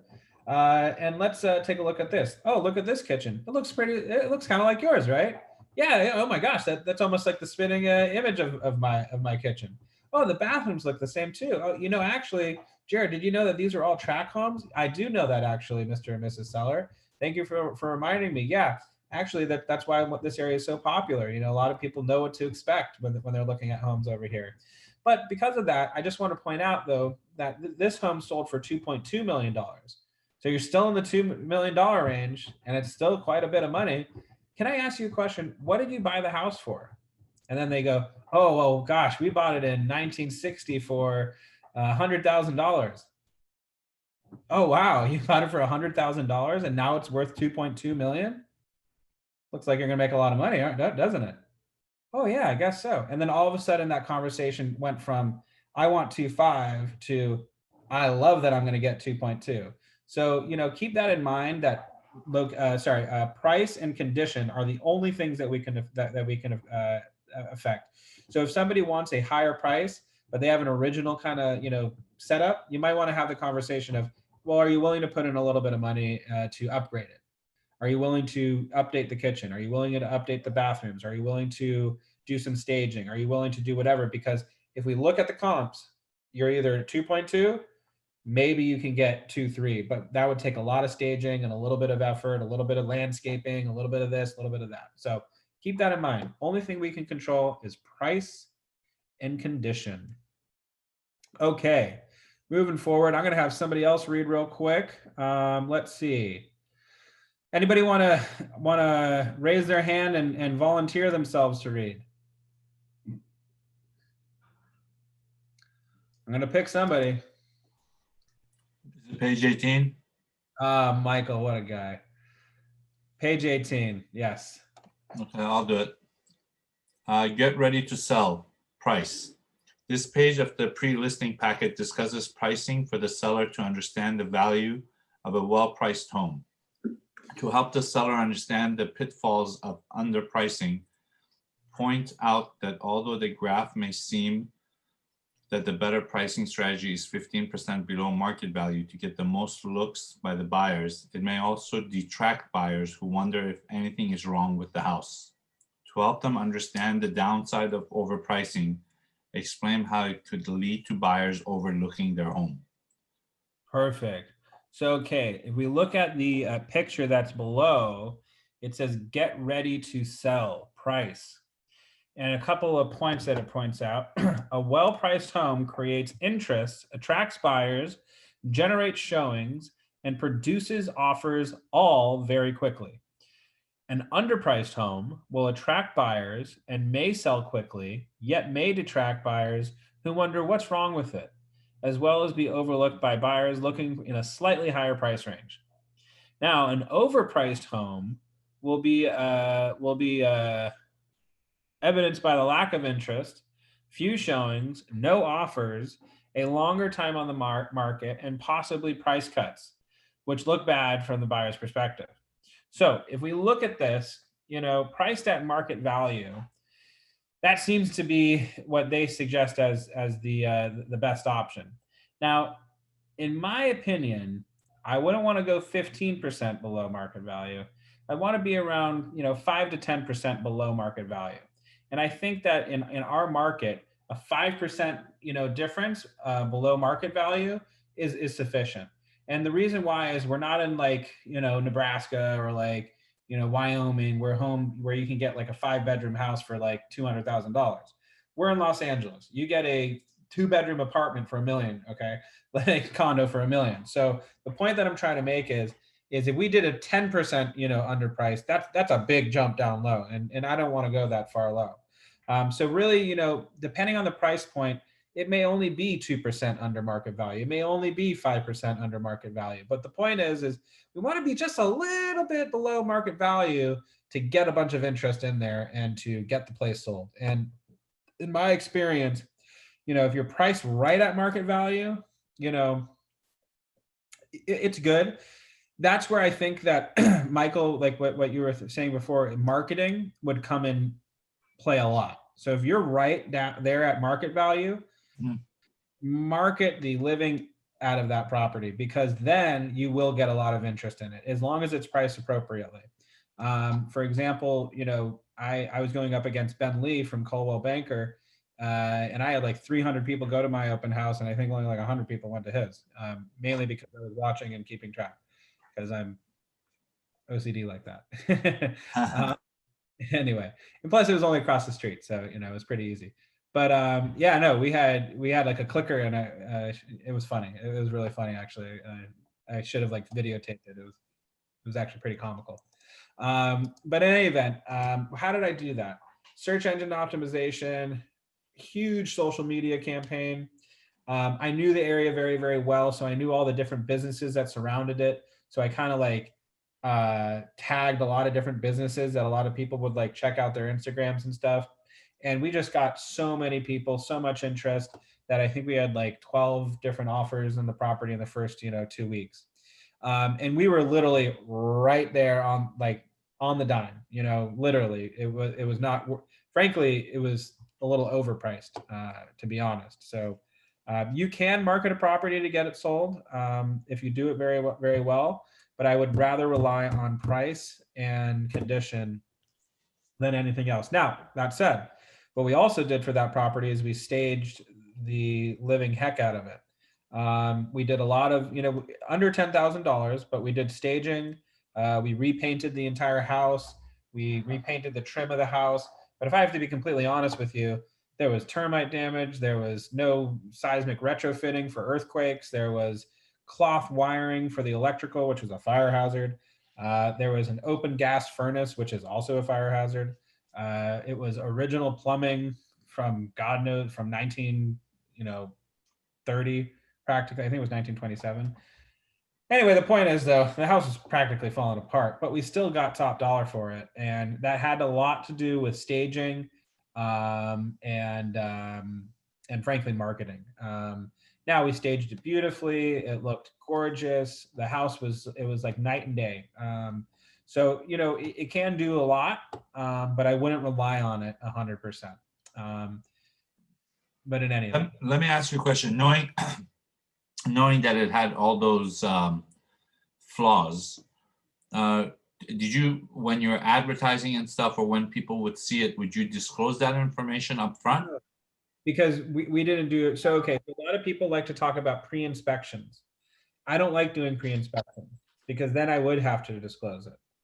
I prefer not to know until the inspections take place.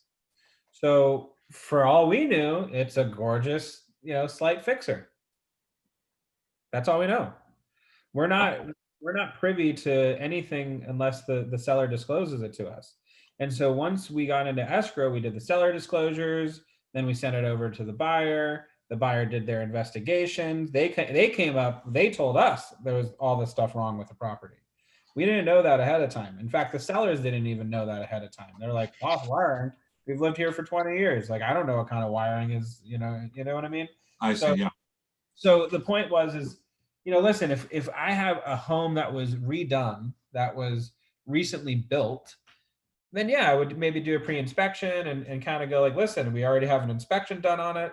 Nothing has come up. Everything is great. We don't mind if you do your own inspection, but by the by, we're going to much more strongly consider offers that waive the inspection contingency. And I'd feel comfortable doing that because we did a pre-inspection from a unbiased vendor. In any event, what else? Yeah, so for example, for that house, it's buyer beware. Buyer has an inspection contingency period for that very reason, Michael. And they have to go in and inspect the entire house and then actively remove the contingency. So there's no liability there. So as you know, I'm studying for the test. One of the questions is that if the seller has disclosed some information to you as in regards, then you have to state it, correct? That's a material defect. And if you have knowledge of that, you have to disclose it. 100%. Yeah, you have to. Okay, thank you. And so for example, what a lot of times I'll do is if I'm, not to switch gears, but if I'm representing a buyer and we have an offer out, but we really want the house for a little bit less, I might advise the buyer to throw everything in the book at that house as far as inspections go, so we can find as much things as possible that are wrong with it, so we can ask for that, as a credit at close of escrow, or a price reduction, or a this or a that or whatever. And the reason for that is if I can find enough stuff and I submit that inspection report to the listing side, by law, they have to give that same report to the next buyer if we jump out of escrow. Does that make sense? It does. Let me ask you a question though. Let's say the seller doesn't tell you the problems, and you as an experienced agent, notice certain things. Just because you noticed it, that does not mean you have to disclose. No, so we're not inspectors. We're not contractors. Okay. Just want to make sure. Okay. And I'm just being very, very thorough for everybody else on the call. We're not inspectors. We're not contractors. We're not carpenters. We're not plumbers. We're not electricians. We're not pest removers. We're not any of that. What we are is we're real estate agents. That's what we're there for. So if you notice that there's a crack in the ceiling, it's not up to me to diagnose that. I'm not diagnosing that at all. But I will suggest to my buyer, hey, I think you should go get somebody to take a look at that. And if they decide to go ahead and investigate it, then good. You've advised them to do so. If they decide against investigating it, that's their right. But as long as you put it in an email like, hey, just want to follow up, it's my recommendation that you have this investigation done. It's entirely up to you. And they say, I don't want it. I don't care. I'm going to knock the whole place down anyway and rebuild. Then so be it. No problem. I have a question to follow with that. Sorry? I have a question to follow with that. I mean, it goes with that. Like, how soon do we need to do the agent visual inspection? Do we do it the same day, or maybe during like a photo shoot, or like? Yeah, so I'll typically do my AVID, as soon as possible. Pardon? Can you like tour around, look around, and then do it later, like at home, or no. Do you come back and do it? No. Print it out. I'm serious, everybody. Print that piece of paper out and walk through the house room by room and start writing it down line for line. And then why do I recommend doing that? Most of the time, you're going to want to do everything electronically. And you can go ahead and get that signed electronically. But the reason why I'm suggesting you do it in handwritten, whatever, you can say, I was literally standing, and God forbid it went into a mediation or a lawsuit or something like that. You can be like, I was literally standing in the house when I wrote this down. Period. I didn't just do it off of memory. And the reason is because when you go home and you do it off of memory, somebody can all of a sudden go like, well, did you even look? Like, it was so obvious. Like, you know what I mean? Like, this way you can be like, listen, it was handwritten because I was literally standing in the property. it just gives the appearance that you were actually there in that moment while you were writing it all down. And frankly, I think it's the best way because memory, I don't know if you've ever like seen any crime movies or whatever, memory does not serve people as well as they think it does. I don't care how smart you are or how photographic memory is. I have a somewhat of a photographic memory, and it doesn't serve me well all the time, if I'm going to be honest. So, you know, I would highly recommend standing there in the moment, going room by room by room by room, and filling out your agent visual inspection disclosure. And it's very important to do that, in my opinion, just not necessarily on a liability perspective, just on a being thorough perspective. Right, And we need to get the TDS too, right? The TDS, does the seller have to sign immediate after the listing agreement signed? so you can do that. So what I typically do, yes, the answer is yes, but what I typically do is have them fill that out once we're in escrow. Oh, once we're in escrow, you can wait till then. There's a kind of a fun reason for that, because if they didn't tell me, there's nothing I can disclose. Make sense? Okay, got it. Yeah. So if there's anything that needs to be disclosed and they haven't told me during the listing process, there's nothing I can tell somebody. You know, I don't know. We haven't filled out the disclosures yet. Well, yeah, they're going to do it once we're in escrow, which is typical, frankly. That's very typical. And so I've absolutely done that quite a few times. All righty. Any other questions in regards to that? No, that was it.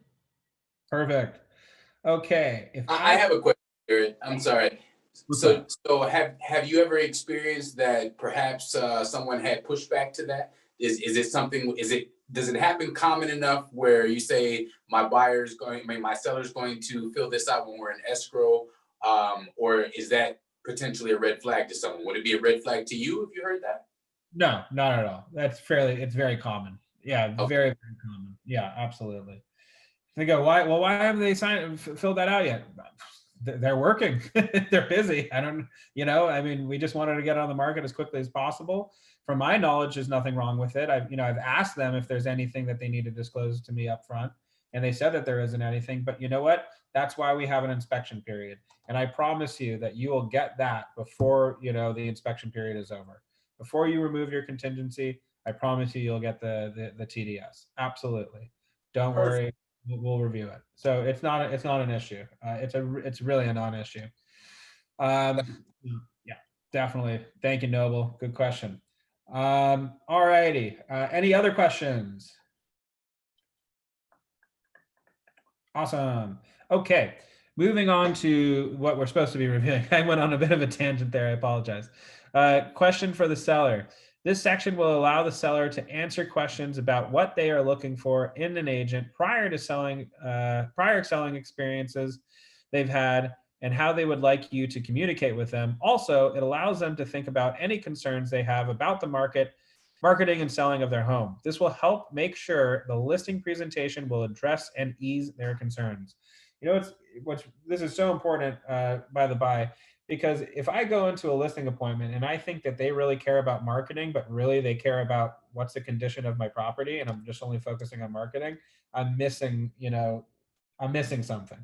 So the better agent is very, very, very versed at asking, qualifying questions before meeting the client. Sometimes you'll be able to do this, sometimes you won't. And in California, for some reason, we're so casual about everything that frankly, sometimes you may not get this filled out. But if you can, shoot for it. Definitely shoot for this.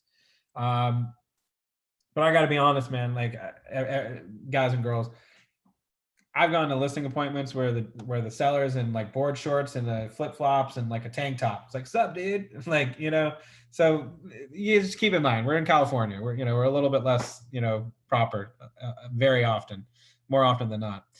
Okay, questions for you. Your answers to these questions will guide me in how to best serve you. We'll discuss them when we meet. What is the most important thing you are looking for in your listing agent? And also, by the by, it might not be the lazy person. It might just be the very busy person, frankly. if somebody's running a big business or something like that, it's a CEO of a company, a lawyer, a doctor, or whatever, they might not fill this out just because they don't have the time from the period of when we spoke and when we meet. Just letting you know, but always try to see if they will fill it out. You know, if you have time, please go ahead and fill this out. It'll just help me out, you know, greatly. Anyway, what is the most important thing you're looking for in a listing agent? They'll fill it out. What prior real estate transactions experiences have you had? They'll fill it out. How would you like to communicate? What's the best way to communicate? Email, iPhone, text. That's funny. iPhone or text. Oh, phone. Sorry, text. Other. How frequently would you like to? Would you like an update on the marketing? Weekly, twice a month, after each showing. Other. How frequently would you like an update on showings? Weekly, twice a month. Blah blah blah blah blah. Please list what you are most concerned about in the marketing and selling process: buyer qualification, showing procedures, open houses, possession, pricing, negotiation, and other issues. And this is great because a lot of times, you know, you'll find out that you have a seller who's really concerned about their Aunt Tilly's, you know, vintage mirror that hangs above the fireplace or something, whatever it might be, who knows. They might be very concerned about, you know, their closet, and they might have a lot of shoes or a lot of purses. Unfortunately, then I'll tell you a quick story. Unfortunately, there was an agent in Beverly Hills, and I think he was actually at our office for a brief period of time, and we found out who it was going to a lot of open houses and going through the closets and stealing stuff. They would steal stuff and then resell them online. And I believe they stole, you know, a lot of money's worth of stuff, like getting close to the $1 million range of just stolen items. And they were hiding it in like a storage locker of theirs. And very horrible, just absolutely despicable agent. I won't even say their name, but you know, sellers are concerned about theft a lot of times. So you might want to have this question answered. Even if they don't fill this out, try to just have a, you know, voice conversation with them on the phone. And you know how we did like the pre-qualification thing, you know, while we're talking on the phone before we meet, you know, what are your concerns? You might want to add this, you know, questions for the seller on that, you know, pre-conversation, because sometimes it's just easier for you to write it down, take the extra step. Don't rely on them to fill it out. You go ahead, be proactive, ask the question before you meet them over the phone and fill this out for them. So very important stuff. Anyway, any questions in regards to that? Perfect. So about you, a customizable page will allow you to provide personal information focused on the offer, on what you offer, and specifically how this will benefit the seller. They'll go over your expertise, the technology that you use, the communication, clients for life, all that fun stuff. So go ahead and fill that out. It's a nice little cover letter and whatnot. Okay, we are going to listen to a master, and we're going to go watch this listing presentation video once I find it. Give me a moment. Listing presentation. All right. I remember this guy, he's pretty good.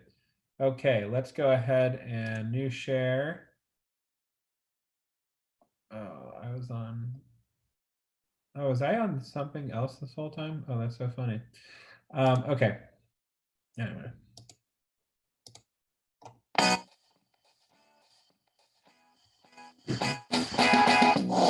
Hi, I'm Josh Bath from Vancouver, Canada. I'm with Keller Williams for 8 years and been selling real estate for 18 years. Now I'm going to walk you through my listing presentation, and it's a 3-step process. The first part is preparation, the second part is presentation, and the third part is follow-up. A lot of my listings come by way of referral and repeat. And so when the call comes in and they want me to come over and list their home, I have a conversation about what their needs are. What exactly is it you're looking to do? Are you moving up? Are you moving down? I have them tell me exactly what the reasons are that they're selling for. I get a real sense of what direction that they want to go. One of the things that we've done to make my appointment setting a little easier is we've time blocked it. We follow what Gary says. He says time block everything that you do, and we've time blocked our slots in advance for listing appointments. Every day, Monday to Friday, we have a slot available at 4 o'clock and a second slot available at 5:30. So I've got a potential of 10 listing appointments Monday to Friday. That makes my life a lot easier because I'm able to time block my lead generation first thing in the morning and not have my day so loose and scattered. So I'm trying to scramble on where to put a listing appointment. What we do now in our team is we've decided to go paperless with our evaluations, our CMAs.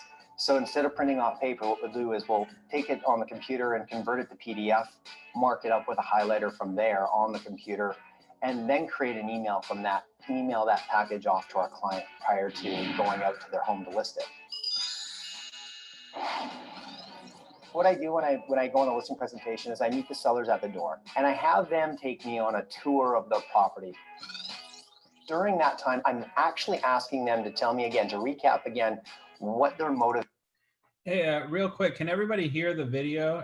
I got a message from somebody saying that they can't hear. I can hear it. I can hear it.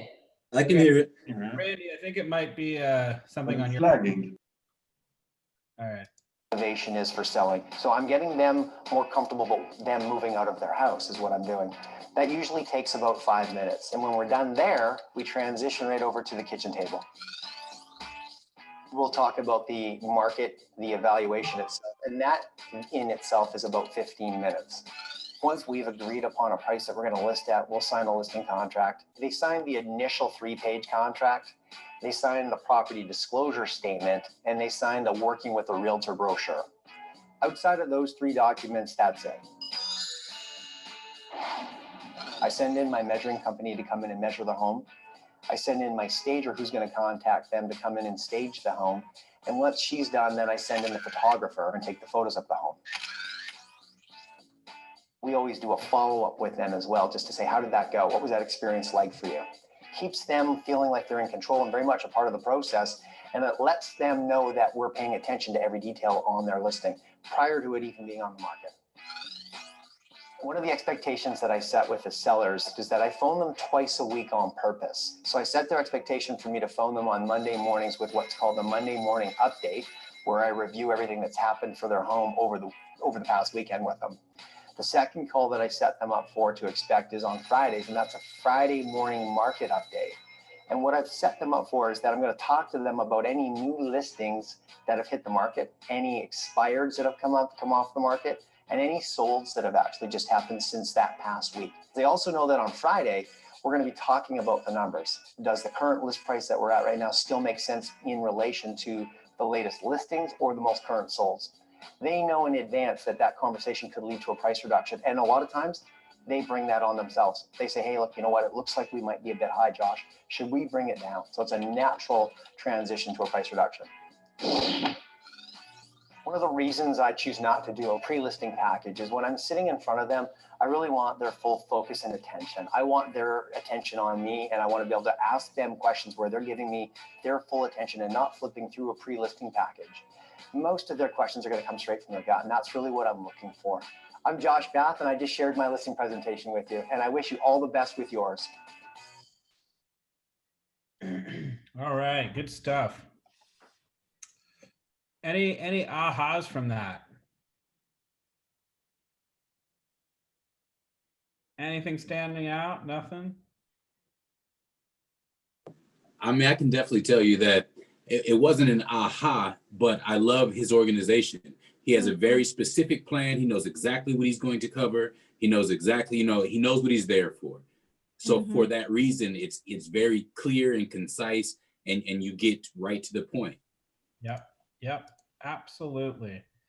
100% agree with you. And having systems in place kind of allows you to be, on that level of organization and to the point and all that fun stuff. That's why I always say systems. So good point, Noble. Thank you very much. All righty, so let's move it on down. And Randy, apparently Randy can't hear anything. Can everybody hear me okay? I can't Loud hear and you clear, guys. I loud don't know and why clear. it just went out. Can you hear me? We hear you. Yeah, it's weird. Doing great. Can you hear me? Yeah, we can hear you. Okay, so I can hear you, but it sounds like it's really far away, but I can still go on with it. Okay. Well, hey, if you got to do something, all good. We've kind of gone through the meat and the potatoes of this. I forget how many pages this is. We're about halfway through, but you know we'll probably finish up in 30. We'll finish up pretty quickly because I don't like keeping you guys past 1:30. Okay, this is an important one, but too much on Zoom could drive you crazy. Okay, listing appointment. So that was all good stuff. So the listing appointment, you're going to greet them. You're going to walk through the house. You're going to do the listing presentation, comparable market analysis, a CMA, close for the listing agreement, the next steps. Greet. Entering and touring the home is a key moment that can be emotional and exciting. Greet the seller warmly and thank them for the privilege of the appointment. Script. Thank you for inviting me here to apply for the job of getting your home sold. I like that one, actually. It's kind of cute. Walk through the home. The kitchen table is the best place for the presentation because this is where the sellers are most relaxed and friendly. If you can think about this, everybody, think about whenever you're like sitting in like a living room. That reminds me of when my parents were about to tell me I'm grounded. That reminds me of bad news. The living room seems to be the place where it's like, we're going to be very formal and we're going to talk about something right now. Okay, we need to go, and it's like, I don't like that feeling. When you're in the kitchen, it's like, hey, do you want a drink? Do you want a soda? Do you want a snack? Oh, no, I'm just hanging out, blah, blah, blah. My day was good. It's a lighter atmosphere. Whenever there's food around, people are happier. It's funny. It's like, have you had your Snickers yet? The little commercial where the people get grumpy and they give them a Snickers and they're happy. So I like the kitchen. It's just a little easier kind of place to be. If they have a really small kitchen, then fine, the living room works as well. But I don't know. It's like it reminds me of like taking a girl out on a first date, and the parents like, well, let's go sit in the living room, and they're like questioning me. It's like, oh gosh, like this is kind of weird. Versus like just kind of hanging around at the kitchen, standing, kind of maybe leaning on a countertop, like having a quick conversation. Yeah, let's go review the listing presentation. Let's take a seat at the kitchen table. And it's just so much more relaxed, a little bit less formal. Isn't the kitchen like the most commonly used like room in any house, like as far as like a community area? 100%. I don't know about y'all, but like if you have roommates, if you have parents or whatever, if you're living with them or they're living with you, whatever it might be, most people just stay in their rooms and try to avoid each other, and then they'll kind of meet and congregate in the kitchen. So absolutely, I don't know very many people who really utilize their living room as often as you would think. Living rooms are I always call them the museum of the house. That's where all like the nice stuff is. And it's like, don't sit on that. It's the nice sofa. Like, I don't want to. TV. Huh? There's no TV in there. That's like the family room. If you go to my grandparents' house and you go into their living room, it's all covered in plastic, all the furniture. Love it. I love that. Bizarre. Cute. Definitely. So, okay, you're going to walk through the house. So let's just kind of go over this because I've done plenty of these before. I'm not going to read all of this stuff. I suggest that everybody does read this. But when you first go on a listing presentation, you're going to walk in, you're going to shake their hand, you're going to thank them for the opportunity. You're going to kind of walk around the home, be like, oh, wow, I love your home. It's so beautiful. Where's the kitchen? And they're going to show you the kitchen. Like, oh my gosh, I love this kitchen. It's so great. And you're going to put your briefcase or your purse or your something right on the kitchen table. I'm going to put it right there. So you have to go back to it. Then you're going to go, listen, what I'd really love to do right now, instead of me just walking through the home and taking a look at it, I'd like you to give me a tour of your home and point out all the, the best qualities of it, things that, really speak to you. I want to see your home through your eyes. And then they're going to go, ooh, yay, I get to play realtor for a second. Well, this is my kitchen, and this is my this, and this is my that. And then you're going to go along with them. And what you should do, I think the book is going to tell you to have a checklist, and that's fine. But what I like to do is I like to just have like a pen and piece of paper fresh pad.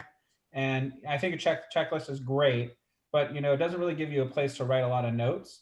And I like to write a lot of notes. I'm walking around, I'm looking around, and what I'm also looking for is pictures. I'm looking at their pictures. What are they into?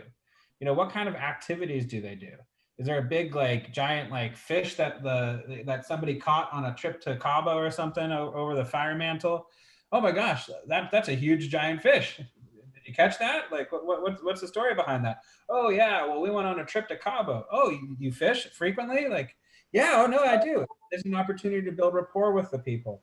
Oh my gosh, that's so funny. I go fishing all the time too. In fact, I just bought a kayak recently, so I can do ocean fishing in a kayak. I hear well, I know now that it's very challenging physically, and then also it gets you an opportunity to get into the kelp beds and in certain areas where fishing boats can't normally go into. And frankly, if you get onto a 6-foot thresher shark, that'll take you for a ride like you've never had before. So, just having a fun conversation with somebody because you found something in the house that you can relate to. It doesn't have to be fishing. It could be, I don't know, a basketball, that's signed by somebody. Oh, you like sports? What's your favorite team? If it could be, I don't know, you're in the closet and you see that they have a really nice pair of shoes that, you love. Oh my gosh, I love those shoes. Those are amazing. Whatever it could be. So you're also not entirely just looking at the house. You're also looking at ways that you can kind of be like, oh, this is what we have in common. But aside from that, they're going to tour you around the house. And if they say, this is, beautiful, blah, blah, blah, blah, blah, you're going to write a note on that. This is my, this, and let's say there's a feature that's really amazing. You'll write a note about that. And they're going to show you the house through their eyes. And then once you're done, you're going to come back and sit down at the kitchen table. You're going to thank them for the tour of the property. You're going to ask any questions that come up during that tour that you're taking notes on. You're going to go, by the by, I noticed this. Could you explain that to me? Whatever it might be. I noticed that there is some painter's tape in the bathroom. Were you planning on repainting it? Or, what were you thinking? Do some probing questions is what my point is. If there's a room that's being utilized as an office, but you realize is a bedroom, ask them, was this permitted? Or cause I pulled up, title and it says that it's only 3 bedrooms, but I noticed that there's 4 rooms that could potentially be a bedroom. Was this done with a permit? There's a lot of different things that you can ask and find out during the initial walkthrough. So once you do the initial walkthrough, you're going to get down to the listing presentation.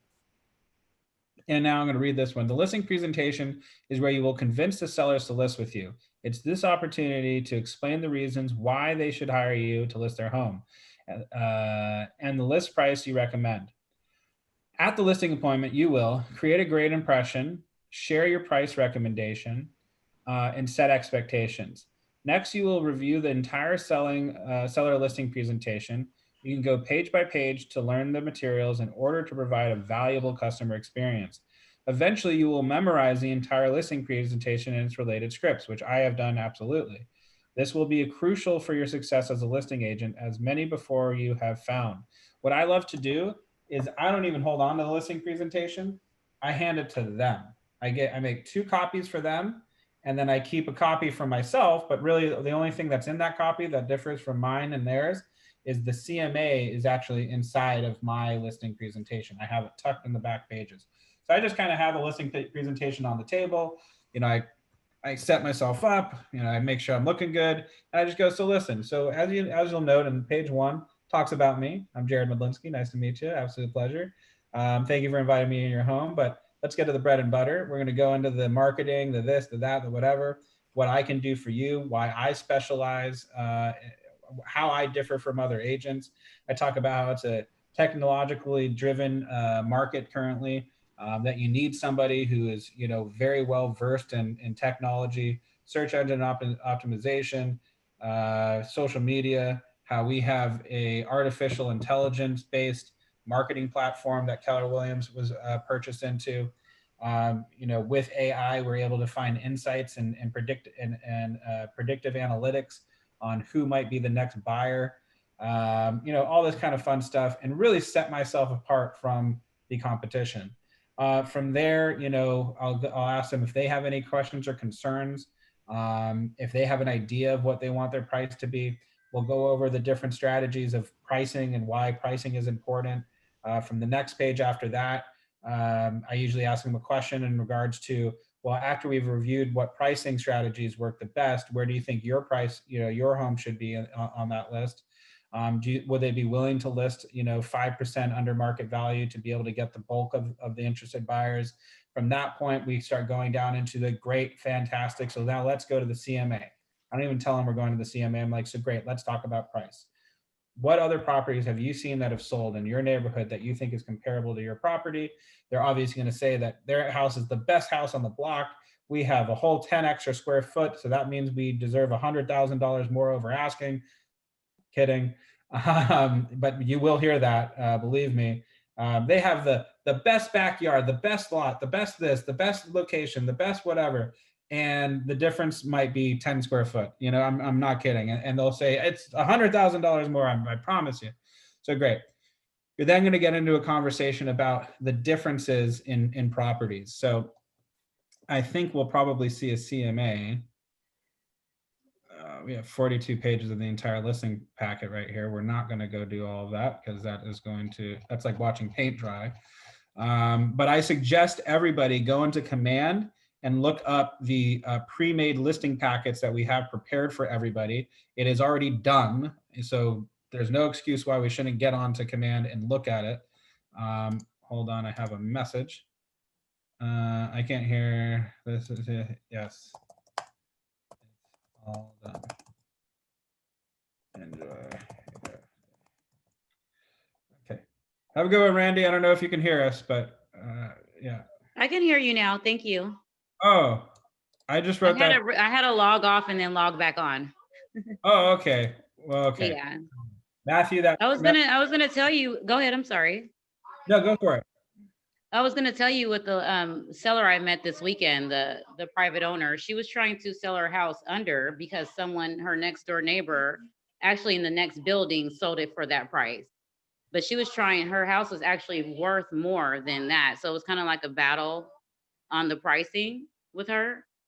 Listen, Randy, I'm going to tell you right now, if a seller is willing to sell for less, don't have that battle. Just take right. But then my commission, the problem was the commission, you know, so. Don't worry about your commission. There'll be another one. You know, what's even better is selling it quickly. I'm in this right now. I'm in this very, very interesting, by the by, as agents, we should never worry about our commission. What we should be worrying about first is what the client wants and what they want to sell it for, and doing it quickly.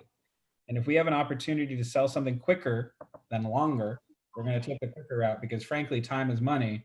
And if it takes longer to sell, who cares if you made an extra, you know, $5,000 or $3,000 or $2,000? And I think you said it was going to be around $500,000 a sale. It was like I think it was for 420,000. But her thing was, right. Her thing was, well, I'm going to have to give you guys like $16,000 or something of that nature. But I told her if she just made it a little higher, it wouldn't make a difference. And she'll still be under the market values. Cause I think it was like 61% under the actual home value price. Yeah, it said that. That's crazy. Yeah. That's interesting. In my experience, for example, I'll give you a little backstory. And this is a little bit different, but for example, I'm working on a deal that I'm hopefully supposed to be getting in an escrow probably today or tomorrow, where a husband and a wife got a divorce. The husband and wife don't trust each other. This sounds like a pretty typical story, unfortunately, during divorces. The wife, the court ordered them to put the house on the market by, I think it was June 1st. The husband and wife originally met with a realtor, and the realtor talked with the husband and told the wife, you know what, we can't put it on the market now because of COVID. We can't put it on the market now because your ex-husband's mother moved in and she's very sick. And we also can't put it on the market right now because of, you know, the condition of the property. She said, I don't give a flying rat's you know what, because the court has ordered the house to be sold by June 1st. So what are you telling me? Like, why can't we put it on the market? I'm very confused. And so the wife reached out to me, the ex-wife reached out to me and asked me, I didn't know anything about this other agent, by the by, and said, Jared, if I gave you a listing right now, could you put it on the market? I'm like, absolutely, I can put it on the market right now. What do you mean? She was like, well, isn't there something about COVID? You can't put a house on the market? I'm like, no, that's not true at all. You just can't do open houses. You can schedule showings. You can do everything just like we normally would do. You just can't have a public open house. That's the only difference. And she's like, well, wait a second. Why is this other realtor telling me X, Y, and Z? I'm like, I have no idea why that realtor is telling you that. I'd be happy to represent you. Did you sign anything with them? And she said, no, I haven't signed any listing agreement or anything. She was just saying that she can't do that. I was like, well, frankly, I don't know what her issue is, but I can list it. And so she went ahead and she signed with me. I contacted the husband. I asked him if he would like to sign. He said he would sign with me. And then for whatever reason, he decided against signing with me because he figured I was related to her because my middle name is Marcus and her maiden name is Marcus. I don't even. Oh my goodness. Yeah. Ridiculous. But the point that I'm getting to is then I reached out. He went ahead and he signed his listing agreement with the other agent that they had contacted previously. Great. So now we're on the commission point now. So I reached out to this other agent because I found out that he went ahead and signed with another agent. I reached out to her and I just said, hi, blankety blank. This is Jared Bedlinski. I'm with Keller Williams Beverly Hills.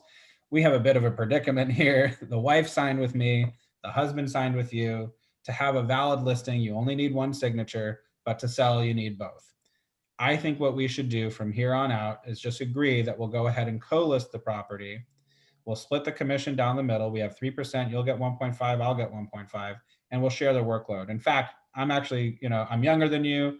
I'm happy to do all the showings. I'm happy to, do all the legwork, and in fact, I'd really appreciate it if you could give me an opportunity to use my stagers and my everything. Listen, I'll run the whole thing for you and you don't have to worry about it. I'll do it all for 1.5% and you just kind of sit back and take the commission.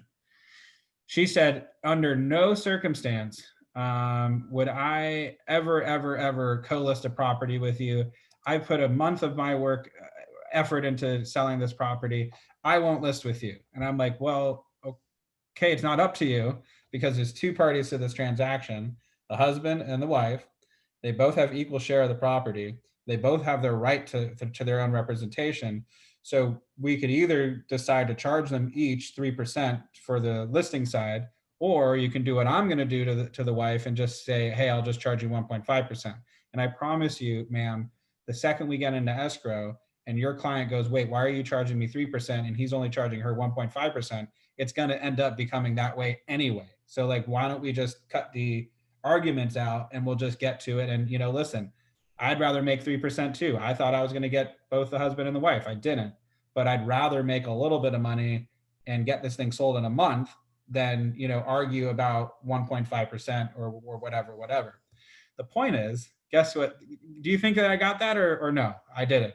So unfortunately, the other agent is so focused on getting the full 3% that we've lost 2 offers on the table because she wouldn't agree to signing off on anything, or she wouldn't even present it to her client for that matter. And then in addition to that, I don't know, I think it's been 3 months now, and finally we might be getting into escrow. And guess what's happening? We sent a letter to the attorneys stating, we're just going after our 1.5%. Your client, Jared, is the only person who's going to pay you. This has no reflection onto the other brokerages, right to a commission from their client and whatever. And the lawyers agree to it. And now she's the odd duck out kind of going, well, I want my 3%. And they're going to go, fine, you can go after it if you want, but it's just going to be held in an escrow account until you agree on a price. So the point that I'm trying to get to, Randy, is don't worry about your commission. There'll be another deal.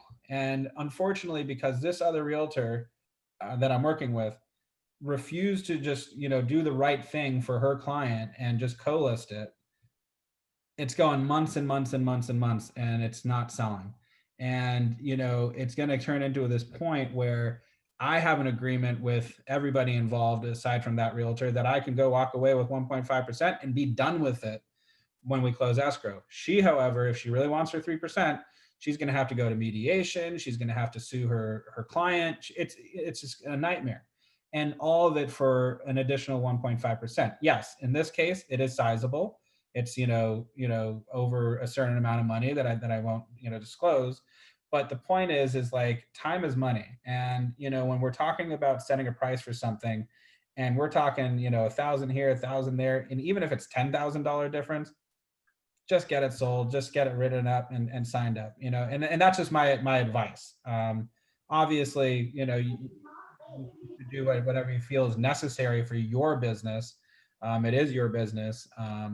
Maybe more work for some reason or another, so you want like a little bit more on the commission side. But just don't sweat the small stuff. Right. I'm always open to negotiate. I mean, I'm always willing to put that last, but then when they mention the buyer's agent commission, and then, it kind of,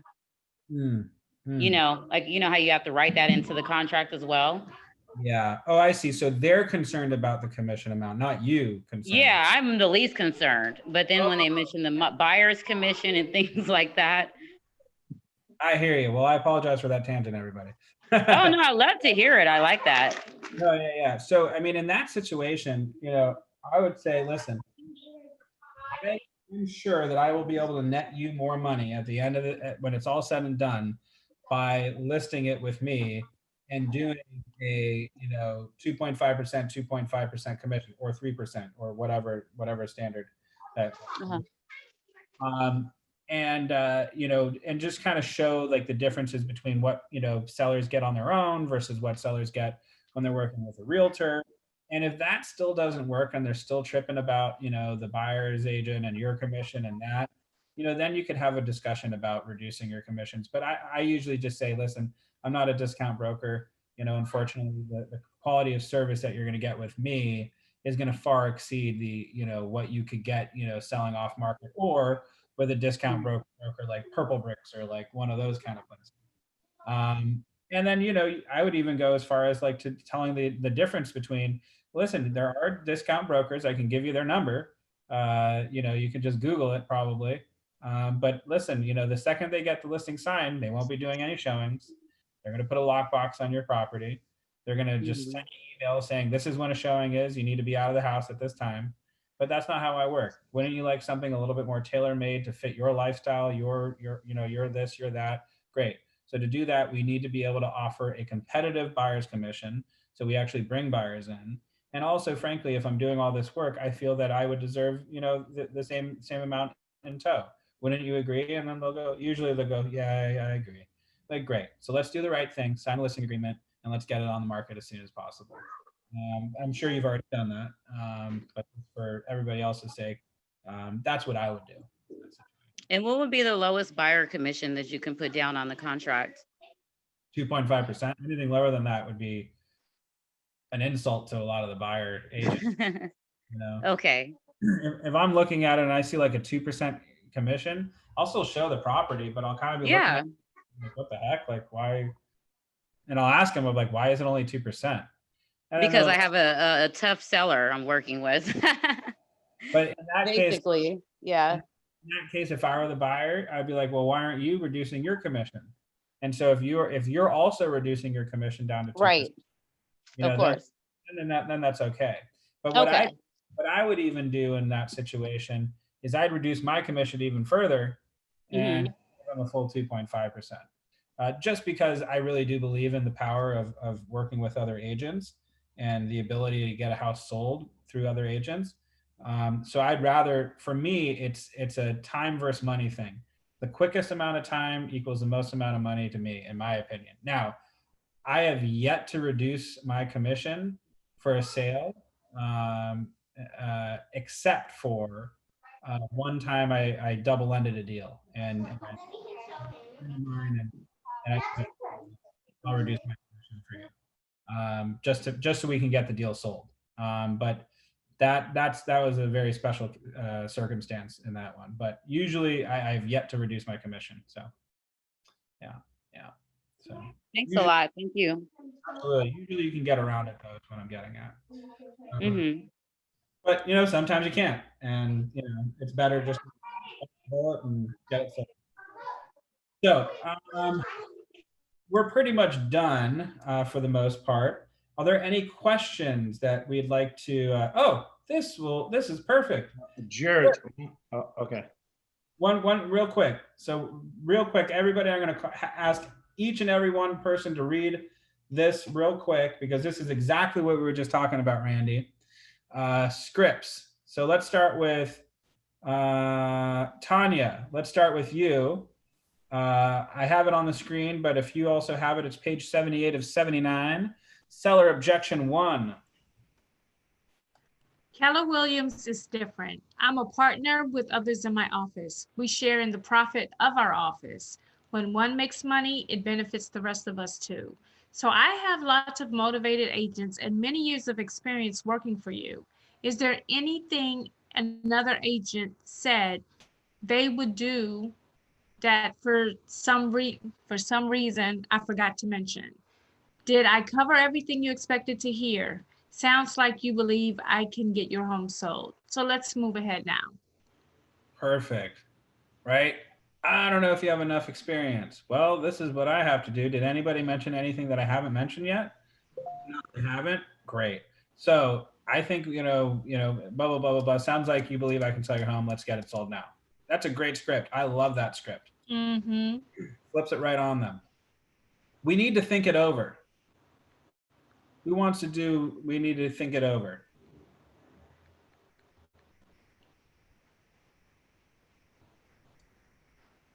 Irene. I can do that. Unless Irene wants to do it. No, Matthew, you do it. Go for it. I have a feeling she's Okay. No, Okay, no worries. Okay, I hear you saying you want to be confident. If you were 100% confident in me, you wouldn't even bring this up. If you knew I was going to do everything possible, you'd sign. The truth is you can never know that. Let's sign the agreement and knowing that you can cancel with me anytime you're not satisfied. Beautiful. So yeah, personally, I'm the kind of guy who will cancel an agreement if somebody really, really wants to cancel it. Some agents will hold on to it, for life. It's like it's life or death. Me personally, if somebody's pissed off with me and doesn't want to work with me, I don't want to work with them, frankly. So I hear you saying you want to be confident. If you were 100% confident in me, you wouldn't bring this up. If you knew I was going to do everything possible, you'd sign. The truth is you can never know that until we do. So let's sign the agreement now, and then you can cancel with me anytime if you're not satisfied. Yeah, it's a little bit of a wordy kind of.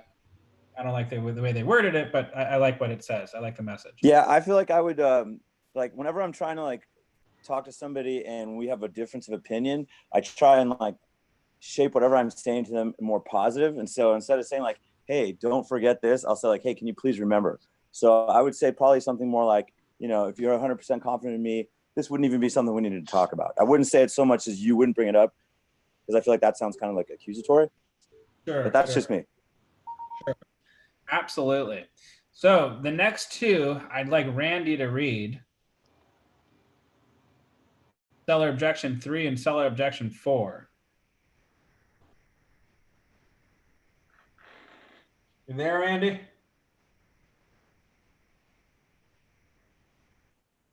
Oh no, this one was just for you. Huh. Oh, she left. How dare she? No, it's okay. Everybody's got a life. Okay, so this was specific to what she was mentioning earlier. Seller objection number 3. Another agent will charge less.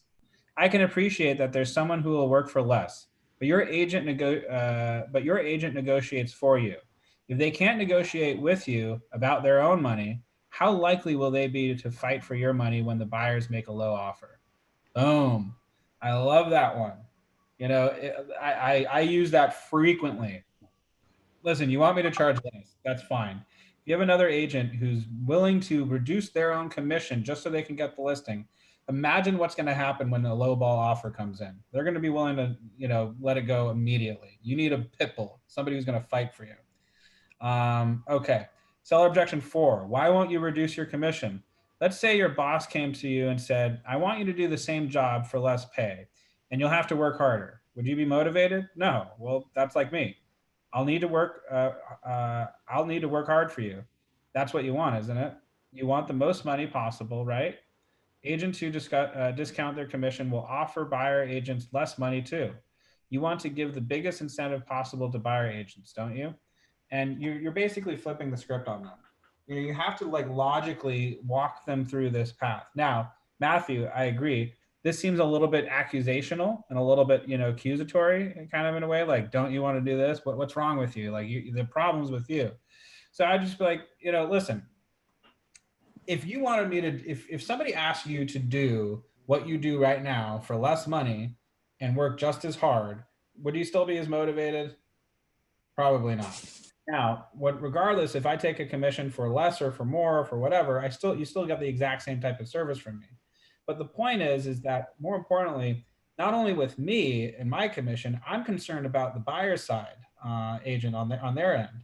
When all of a sudden a buyer's agent looks on the MLS and sees, 1.5% commission, but the going rate is 3%. How motivated are they to show your property to their buyers? Not very motivated. So, Mr. and Mrs. Seller, the point that I'm trying to make to you is that if you want the level of expertise that I bring to the table, if you want the type of marketing that I bring, thousands of dollars that I'm likely going to put into on marketing on my end to get your house sold, I need to keep the commission as exactly where it's at. And frankly, everybody pays this amount via commission, except of course those discount brokers. And if you'd like to work with a discount broker, by all means. Yeah, you get what you pay for. You get what you pay for. Seller objection number 5. Why should we pay? Has there ever been a time when you bought something for less, thinking it was a great value, only to find out it was not, and then you had to replace it and spend more? Quality lasts. It delivers value. Quality lasts. It delivers value. Is this time like that time? Like that time? It is. Okay. I don't like the way that they said that, but I like what they were saying. I bought a kayak that came with a paddle. I thought the paddle would be just fine. It wasn't. It sucked. It was the way it was. It was too short. I was kind of like overworking it, so I had to go out and buy another paddle. I wish I had just found the same model kayak without the paddle and just went ahead and bought a better one. Anyway, that's kind of a silly example, but it makes sense. But in any event, does anybody have any further questions before we go? We are done for the day, and I told you before 1:30 we would be done, and I kept my promise. So any questions before we go? Are we good? Happy to answer anything. We're great, Jared. Thank you. I'm good. Awesome. Well, thank you all. Cheers. I just opened an escrow today, so I'm going to Puerto Villa for drinks. Love you all. Have a great rest of your week. Good luck. Thank you. Bye. Hi, Jared. Thanks for inviting us, Jared. Congratulations. Thank you. Thanks, And Jared. if anybody's on Cannon Drive, come say hi to me. All right. Jared. Bye. I'll see you over there later. Bye-bye. See you later, Derek.